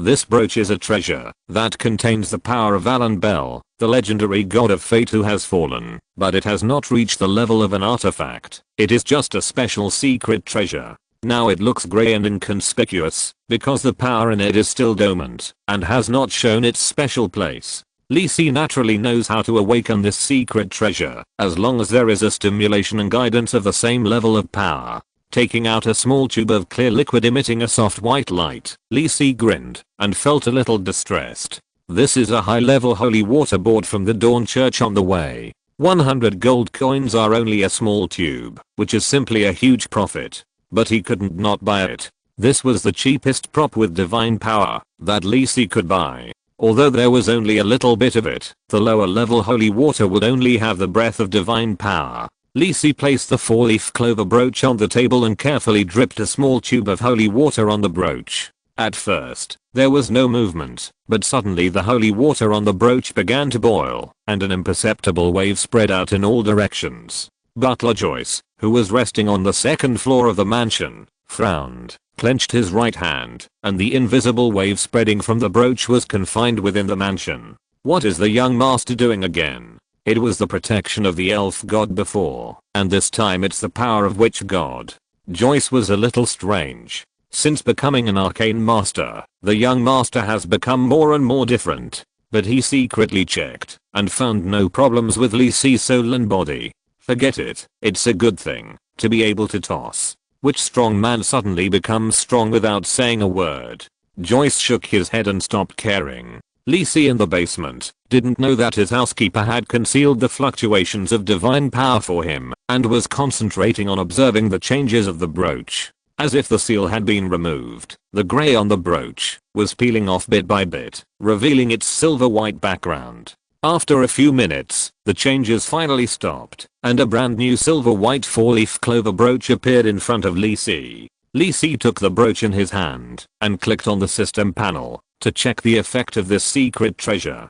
Secret treasure, Arcadia's good luck brooch. Introduction. The treasure given by Alan Bell, the god of fate, to Arcadia, the favored one. Legend has it that it can bring good luck to the owner, but fate is unpredictable and bad luck always seems to come with it. Effect, luck value +3. Once a month, you can enter the lucky state, and all judgments involving luck value will be passed. The duration is 5 seconds, and then you will enter the unlucky state for 3 days. You have come into contact with the power of the gods. Your progress in analyzing the power of the gods. 3%. Please read the big guys. This is very important for children. Chapter 47 Conspiracy. He's so strong. Lee Si took a breath of cold air, and the temperature around him rose a few degrees. In his previous life, he had only heard that this was a secret treasure that increased the luck value. He had seen the style picture in the player forum, but the player who owned it had never posted the specific effect, just a simple description. Unexpectedly, the luck value actually increased by 3 points, which made Lee Si's luck value look much better. In his previous life, Lee Si knew that the best effect of improving luck was the specialty, Favor of the World Tree, but that only increased it by 2 points. Can we only say that it is worthy of being the only treasure related to the god of destiny in the game in the previous life? As for this lucky effect, there is relevant information in the previous life. Lee Si notes that the simplest application is in the battle, which can make his every attack hit the weak point by luck, and every attack will hit critically. You must know that according to the player's luck value, the critical hit rate of each attack fluctuates between 10% and 20%. The effect of the lucky one is equivalent to allowing Lee Si to trigger a 100% critical hit within 5 seconds. In addition, in these 5 seconds, many incredible things can be done. For example, you can open a treasure chest with a high-level magic lock by poking it with a piece of wire. For example, even if you don't know the relevant knowledge, you can make a good potion by mixing the potion materials together. However, this effect should also be limited. First, there is a limit to what good luck can do. An ordinary person is very lucky and can defeat a low-level professional. For example, a red dragon suddenly flies over and spit the opponent to death with a breath of dragon, but it is absolutely impossible to defeat a god. Second, according to the instructions, every time you use the lucky effect, you will be in the unlucky state for 3 days. This is something that the owner in the previous life did not mention. Lee Si seriously doubted how lucky he was in the lucky state, and how unlucky he would be in the unlucky state. Is this fate? Good fortune is the place where misfortune depends, and misfortune is the place where good fortune lies. But in any case, this secret treasure is very powerful, and now it is his own. Wear this 4-leaf clover brooch on your chest, not to mention it looks pretty good. Conveniently invest all the experience points you have gained recently into improving your personal level. Lee Si shuddered all over. The refreshing feeling brought by 5 consecutive upgrades made Lee Si tremble all over. Comfortable. Name, Arcane race, human level. 39 health. 1880/1880 mana. 3180/3180 status, normal experience. 0/26000, unassigned experience, 52,100 points, main occupation, Arcanist, primary, secondary occupation, non-talent, almighty, legendary, attributes, strength 83, attribute. Modification, agility 45, intelligence 106, attribute modification, charisma 67, mysticism 47, stamina 44, luck 3, +3. Free attribute points 0, expertise, arcane thinking, intelligence attribute. Gains 2 times numerical modification, elemental affinity plus 100%, arcane submodule unlocked, advanced fatigue resistance, reduces the degree of negative impact on the body under fatigue state, physical strength recovery speed plus 50%, rank suppression U. Gain additional power bonus when dealing with low rank professionals, current bonus. 10%, Fearless Challenger, reduces the damage of rank suppression received by oneself by 30%, and has a chance to be immune to negative states such as fear, shock, silence, confusion, charm, etc. Low-level strong body, increases health by 10%, improves the recovery speed of minor injuries, and slightly increases one's own toughness and elemental resistance. Mastery of all weapons, Strength attribute gains a 2x numerical correction. The initial proficiency of all weapons is fixed at intermediate, and the control level of the weapon with the highest proficiency is increased by 1. Silver Moon Blessing. Blessing from the divine power of the moon and guardian goddess Fenrir. Under the moonlight, physical strength and mana recovery speed plus 50%. All attributes temporarily increased by 30%. Skills: Jugglery, Spell Hand, Cleansing, Flash. First ring spells: Fireball, Ice Arrow, Charm Human. Second ring spells: Ice Blade, Wind Walk. Earth Escape, Repair Moderate Injuries, Levitation. Third ring spells: Chain Fireball, Elemental Shield, Stink Cloud, Human Shape. First ring Arcane, Oil. Third ring Arcane, Blue Ball, Aging Ray, Martial Arts, Raging Slash, Shield Slam, Enhanced Resistance. Secondary all attributes improvement. Milestones: Junior Mage, Bronze, the first step to strength. Silver, best friend of the Elves legend. 10. National level, Court Viscount legend plus 10. Equipment: Emerald Staff, Emerald Amulet, Concentration Ring, Secret Treasure, Arcadia's Good Luck Brooch. Lee Si was content for a while, then entered into today's arcane research.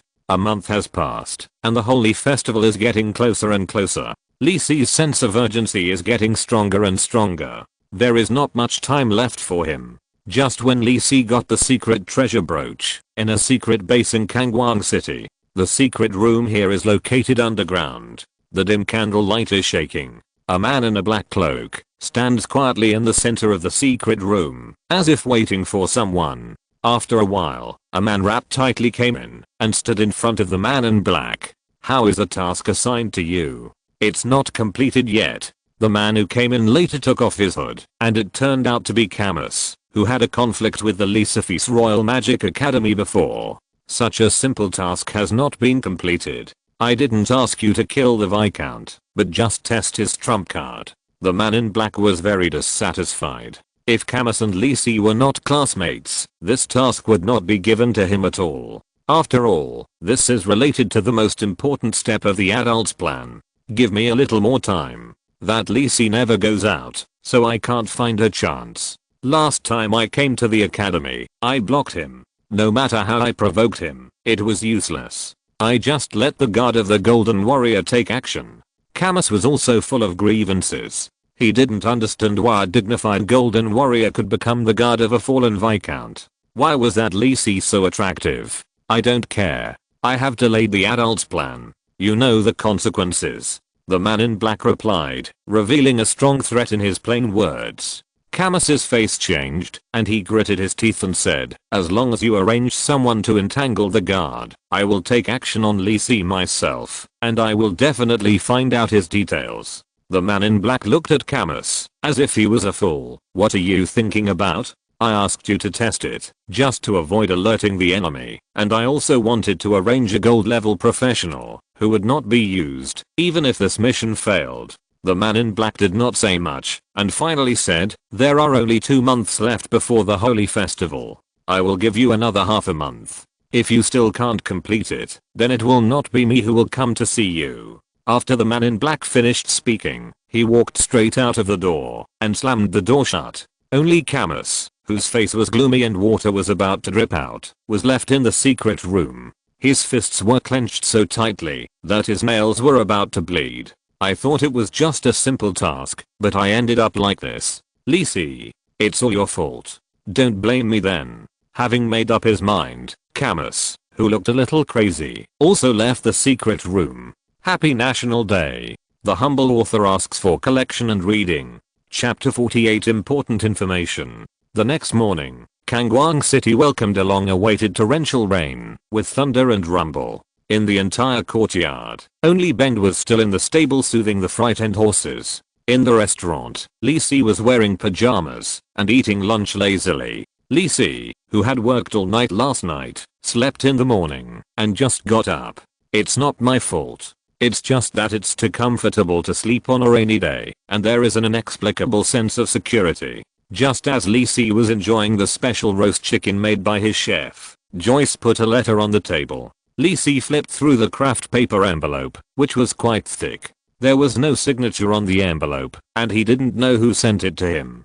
Before Lee Si asked, Joyce replied in advance, "Master, this is a letter sent to you by Master Mora, saying that you know what's inside. Is it the intelligence that I asked Mora to help me collect last time? It's finally delivered." Lee Si didn't have the heart to enjoy the food slowly. He wolfed down his food and quickly filled his stomach. Then he took the envelope and went to the underground laboratory. After clearing a space on the table, filled with various experimental instruments and draft papers, Lee Si sat on a chair, tore open the envelope, and looked through the information Mora had collected for him.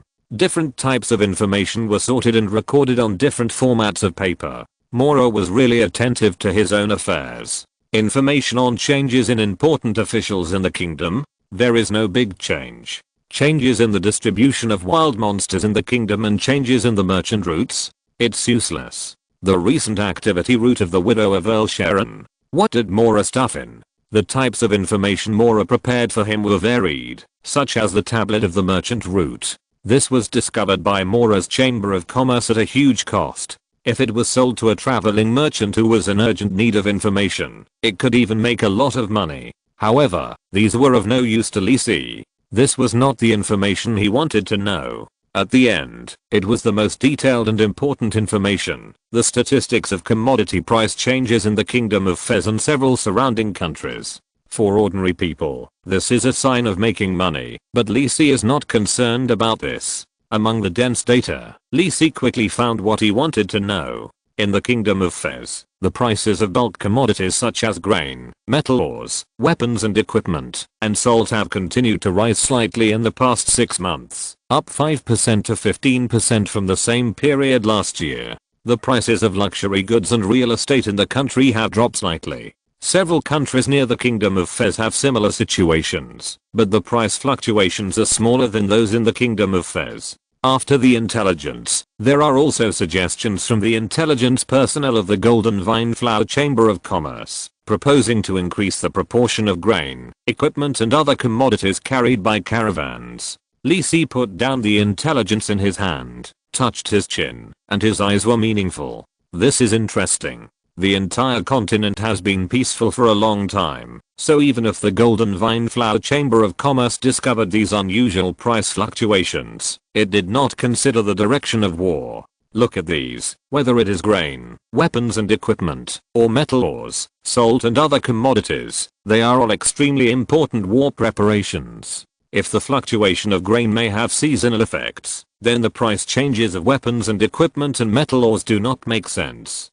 Lee Si is different. Even though he doesn't know much about economics, he knows that the outbreak of war is an inevitable result. If he pushes back, he can easily guess the reason for the price increase of these war materials. Someone is secretly purchasing and hoarding these important strategic materials. At the same time, according to the magnitude of the price changes of materials, the main purchase and hoarding behavior should occur within the Kingdom of Fez, which in turn drives the price changes of materials in surrounding countries. This is a bit scary. The mobilized funds can directly affect the prices of bulk commodities such as food and weapons and equipment. What an exaggerated amount of funds. Moreover, this secret acquisition behavior did not arouse the suspicion of the Golden Vine Flower Chamber of Commerce, one of the top 5 chambers of commerce in the country. This without the cooperation and support of the high-level officials of the kingdom. Lee Si doesn't believe that anyone can do such a thing. So was the assassination on the sacrifice festival planned by the high-level officials of the kingdom? Could it be the king? Lee Si thinks it is unlikely. If the king really wants to start a war, there is no need to provoke disputes through the assassination on the sacrifice festival, which greatly damages the face and prestige of the royal family. As long as the king wants, a little friction on the border can become an excuse for war. Suddenly, Lee Si had an idea. Yes, unless the king does not want to start a war, but someone wants to create an irresistible reason for King Feast to launch a war of aggression. Use war to divert domestic conflicts and vent the dissatisfaction of the nobles caused by the assassination. Lee Si sorted out his thoughts bit by bit, and his eyes became brighter and brighter. So now the most important thing is to find out who in the kingdom wants to promote foreign aggression and the reasons for the war. Lee Si looked at the information in his hand again. The information sent by Mora is very useful to him. He will thank him later. So, where can I get the news from the high-level officials of the kingdom? Soon, a figure appeared in Lee Si's mind. Okay, how could I forget him? Jeddo Street. The rain outside the window of the Yaya Adventure Group's residence is still pouring down. In this kind of weather, people stay at home to rest, and few people go out in the heavy rain. After all, in this era, a small cold may take a person's life. Everyone in the Yaya Adventure Group is also in the villa, lazily enjoying this rare leisure time. Lunbus still ate this side dish while drinking beer, which was like life to him. The last crusade mission enriched his beer money. Yazan was maintaining his long sword and armor, carefully applying special grease for lubrication and maintenance everywhere. Elena and Yaya also sat side by side on the sofa. Oh, Sister Elena, just let me hold Zaohei again. I will be gentler this time. Yaya looked at the little black cat curled in Elena's arms eagerly and said pitifully, you said the same thing last time. Elena rolled her eyes at Yaya and ignored her coquettish and cute behavior. You are so stingy. I won't let you play with it when I have one in the future. Yaya turned her head away angrily and complained unhappily. At this time, Lee Si was pushing the door open and walked in. Hearing Yaya's words, the corners of his mouth couldn't help but grin. Forget it, that bad-tempered red dragon. I really don't know how you let the most ferocious and brutal red dragon among the 5 colored dragons become your mount. Could it be physical persuasion? Seeing Lee Si coming in, Yazan put down his sword and asked, why, Lee Si, why are you here in such bad weather? Is there something urgent? It can't be for the reward of the last mission, right? Yazan joked. It's not. I want to ask you for help with something. Lee Si shook off the water droplets on his raincoat and said to Yazan, please read and collect. Readers underscore. If you're listening to this novel on a channel other than Fanfic World, it means they downloaded and uploaded it without effort. We cordially invite you to visit our channel, Mundo Fanfic Novelos. There you'll find the original version of this story and you can explore many other novels of various genres. We're waiting for you to immerse yourself in a world of incredible novels. Chapter 49 The Complicated Situation in the Kingdom. Are you looking for me for something? Lee Si looked serious, so he must have something important to say. Yazan nodded and stood up. Would you like to go to my room? Okay. Lee Si put his raincoat aside and followed Yazan directly to his room. Although Yaya and the others were curious, they had no intention of eavesdropping. If Lee Si was willing to talk to them, they would not have gone into the room. Yazan's room was on the east side of the first floor of the villa. In addition to a simple bed and wardrobe, there were many different styles of long swords and armor neatly placed on the shelf beside. Yazan saw Lee Si looking at those weapons and armor and said, this is a little hobby of mine. I like to collect these. Some of them were forged by the dwarf master, and the others were purchased from other countries by me. Lee Si nodded. After checking it out, it was a very expensive hobby. He finally realized that Yazan looked like a rich man. Let's not talk about it. What do you want to talk to me about? Why are you so serious? Yazan changed the subject and moved to chairs for Lee Si to sit down. You know, I seldom communicate with other nobles. If I want to ask you something, I can only ask you. Lee Si said slowly. The person he thought of before was Yazan. As the young master of the Duke of Had, the top noble of the Kingdom of Fis, he naturally knew the general situation of the top of the kingdom. As a teammate of the adventure group, in contact with Yazan, Lee Si felt that the future leader of the Golden Lion Knights in front of him was trustworthy. What do you want to know? Yazan was a little curious. Is there something that can't be learned from other channels, so he can only ask other nobles? It's like this. Do you know which nobles in the kingdom now would want to start a foreign war if possible? Lee Si weighed his words and slowly said to Yazan. Yazan was shocked when he heard this, and the Duke's son, who was always calm, almost lost his composure.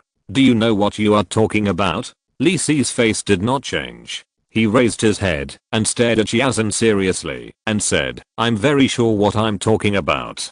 Can you tell me? Yazan raised his right hand and rubbed his temple. He had a headache. He really didn't expect Lee Si to ask such a sensitive question. To be honest, through recent contacts and understanding, I feel that Lee Si is a person who is very worth making friends with. Most of the rumors about Viscount Arcane that I heard before should be unrealistic and fictitious. He is a low-key and calm genius. If Lee Si asks me for help, I'm of course willing to provide help within my ability. This is the tradition of the Hard family. Make fewer enemies and make more friends. But this is not the way to help. If such words are said casually, it will bring great trouble to the Hard family. But Lee Si should not be such an unreliable person. Yazan looked up at Lee Si's determined eyes, pondered for a moment, and said, "Can I know why you say that?" Lee Si nodded and said directly what he had thought of in advance. "To be honest, I got news from other places that someone might want to start a war between the kingdom and other countries, so I want to know who in the kingdom has this tendency. Is there such a thing?" It's not that Yazan doesn't believe Lee Si, it's just that this continent has been peaceful for a long time. Under the mediation of the Church of the Gods, any conflicts and disputes between the kingdoms will be mediated in advance, and there has been no large-scale war of aggression for a long time. The most recent small conflict was a battle between thousands of troops on the border between the Kingdom of Feast and the Kingdom of Norton and the West a few years ago.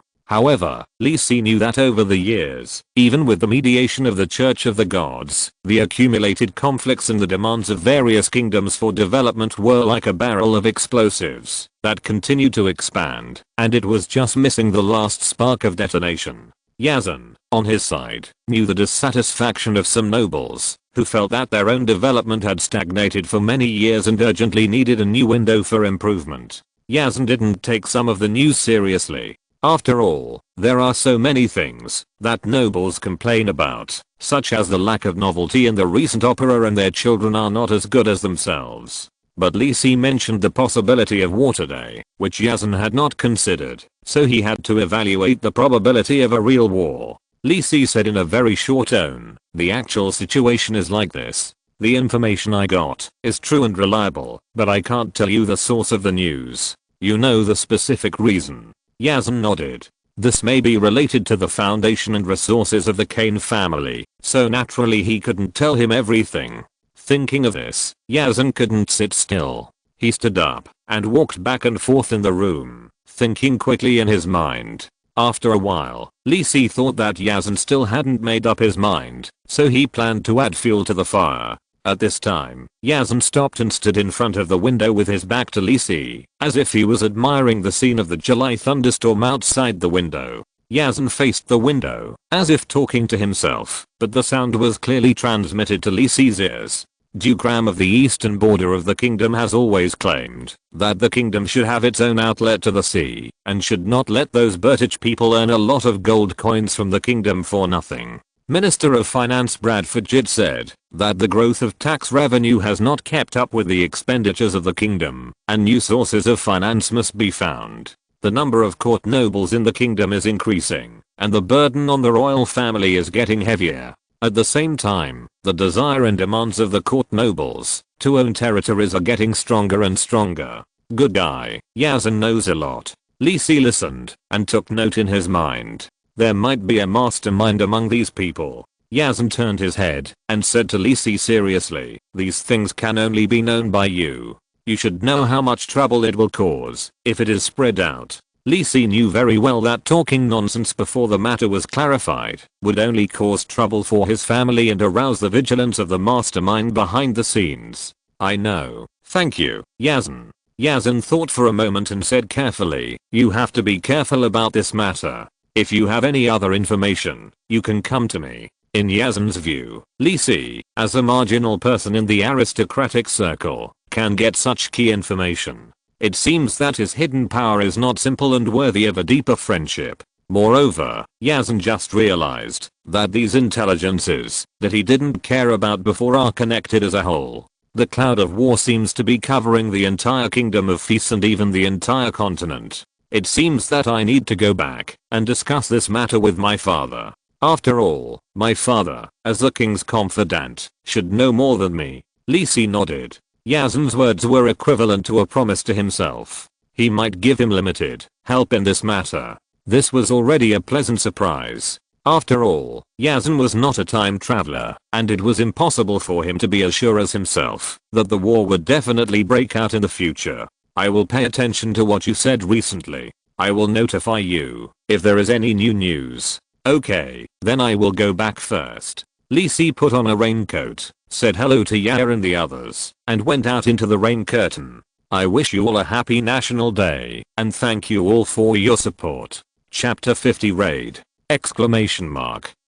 Kane family mansion. After returning from Yazan, Li Si went directly to the underground research room as soon as he entered the door. After locking the door, Li Si needed a quiet space to sort out the important information he had just received. After recording all the names, status, and demands on paper, Li Si tapped the wooden table with his right index finger and silently calculated in his heart. What Yazan said really made him understand a lot of things. It seems that this war is inevitable. The only difference is when it will break out, and what is the fuse of the outbreak? Looking at the information that Yazan said on the paper, Li Si had a headache. There were too many people involved.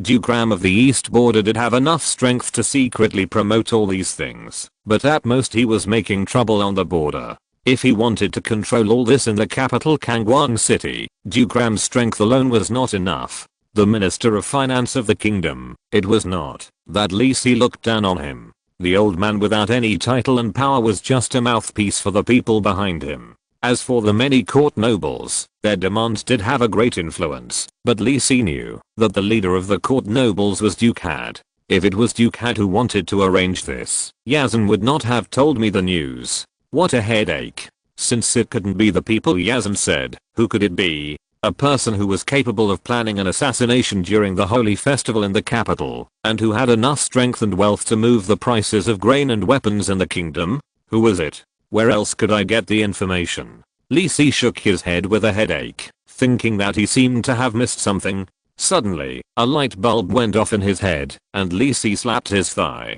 Yes, how could I forget this person? Camus from the academy. I thought there was something wrong with this person before, and now I think about it, I should be able to get information about the identity of the mastermind from him. What should I do? Let Wealth tie this Camus back. That's too exaggerated. What if the person behind the scenes is really alarmed and kills me in advance? Take your time, take your time. I still have time. There are still 2 months before the holy festival. I have to plan it carefully. Li Si was thinking about how to get the information he wanted from Camus, but he didn't know that Camus had been forced to come to him soon. A few days later, Li Si stayed at home for a few days to study Arcane, and he didn't go out of the house, as if he had returned to the time when he played games in his previous life. So, a hard-working person like Li Si is very suitable to become a mage. They are all Otakus, who can sit still and have no feeling of playing games all night. But today Li Si came out of seclusion. Yazan asked someone to inform Li Si to go to the villa on Jedo Street. Maybe there is other news about what he said last time. He changed the colorful clothes that were blown up by the Arcane experiment, cleaned them up, and prepared to go out. As usual, he asked Wealth to help him check. After confirming that there was no one watching around the mansion, he waved his hand to let Wealth not follow him, and slipped out of the back door leisurely. After several days of heavy rain, the whole feast street was cleaned up, and there was still a bit of dampness in the air. Next time, should I study a magic to avoid rain? Last time, I was anxious to find Yazan. Even with a raincoat, it couldn't stop the heavy rain. When I came back, I was almost soaked. I have developed several new magics in the past few days. Li Si, who is a little complacent, is full of confidence and even wants to practice with Yazan again. When Li Si walked to the alley and was about to turn and walk towards Jedo Street. Suddenly, a figure wearing a black cloak flashed in the alley next to him and sprinted to 5 meters in front of Li Si. The man first put his hands together and then smashed his right hand on the ground. A magic circle with complicated white magic patterns enveloped Li Si and the man in black. The man in black was ecstatic. Finally, you are alone, Li Si. In order not to be discovered by the Golden Warrior, I have been squatting in the alley far away from the mansion for several days. Li Si looked at the familiar formation on the ground and his face suddenly changed. Fuck, short distance directional magic teleportation array? Although he also wanted to give potential enemies a chance, he didn't expect the other party to kill him as soon as he made a move. Li Si didn't even look at the prompt that popped up by the system at this time. He didn't dare to delay at all. It was hard to say where he would be teleported to. And don't even think about running away. As long as the magic circle locks you when it is activated, even if you run out of Kangwang City now, you will be pulled back immediately to complete the teleportation. With a flash of green light, the emerald staff appeared in Lee Si's hand, and a wind blade chopped at the man in black. Then, regardless of whether the wind blade was effective, 3 blue fireballs emitting dangerous auras gathered beside Lee Si and smashed towards the man in black. Then he threw the emerald staff in his hand casually, and the spiritual light flashed again, and a long sword with a clear flash of soul appeared in Lee Si's hand. This is the long sword that Lee Si asked Elf to prepare for him after he obtained the mastery of all martial arts expertise. Although it is not enchanted, it is sharp and strong enough for Lee Si to use now. Lee Si raised the long sword and suddenly slashed at the white magic pattern on the ground. The gravel flew everywhere, and I saw that the magic pattern with a thickness of centimeters was cut open by the long sword in Lee Si's hand. There is a chance. Lee Si's eyes lit up. It seemed that this teleportation array only had the most basic magic pattern protection. He had a chance to break it before the teleportation array took effect. It seemed that this should be a low-level teleportation array, and the activation time was at least 15 breaths. It should be in time. While trying to destroy the magic pattern of the array, the magic attack released in advance also came to the front of the man in black. The first wind blade directly hit the protective spell cast by the man in black in advance, and it broke without causing any ripples. However, Lee Si did not expect that a wind blade could interrupt the opponent. The most important thing was to look at the 3 blue ball spells behind. The first blue fireball hit the protective spell of the man in black, and the fireball exploded. The blue flame spread along the edge of the spell shield. The first protective spell was quickly defeated by the blue flame. What's going on? Isn't he a junior mage? How could a blue fireball so easily defeat the spell shield cast by himself as an intermediate mage? There is a problem. Something is wrong. But the man in black didn't have time to think about it carefully. There was still one elemental shield left in front of him, which could not stop the remaining 2 blue fireballs. Unfortunately, he still needed to maintain the activation of the teleportation array, so he could not spare his hands to cast magic. The man in black gritted his teeth, took out 2 magic scrolls from the storage ring with his left hand, and injured the painter directly input magic power to activate the spells recorded in advance. 4th ring spell, Advanced Elemental Shield. 4th ring spell, Advanced Protective Force Field. In fact, the protection effect of Advanced Protective Force Field against magic attacks is very poor, but the man in black can no longer care about so much. The expensive price of the directional teleportation array has been paid. If the task is not completed, he will really have no way out. A 4th ring spell scroll is nothing. In the black closed man's nervous sight, the second blue fireball hit the remaining elemental shield, and this low ring spell did not play much role and shattered. The blue fireball smashed on the newly formed advanced elemental shield with the remaining momentum. Boom. Please read and collect. The data from the past few days is very important for whether Tingai will have any recommendations next week. Dear bosses, the recent update involves the recommendation of the main storyline, and Tingai has to think about it carefully. The update is a bit unstable. Please forgive me, readers. End of this chapter. Thank you very much for reaching the end. Don't forget to like. Looking for more exclusive content and immediate access? Subscribe to our Patreon. Remember, every like, subscription, or donation encourages us to continue. Thanks to everyone. See you in the next video.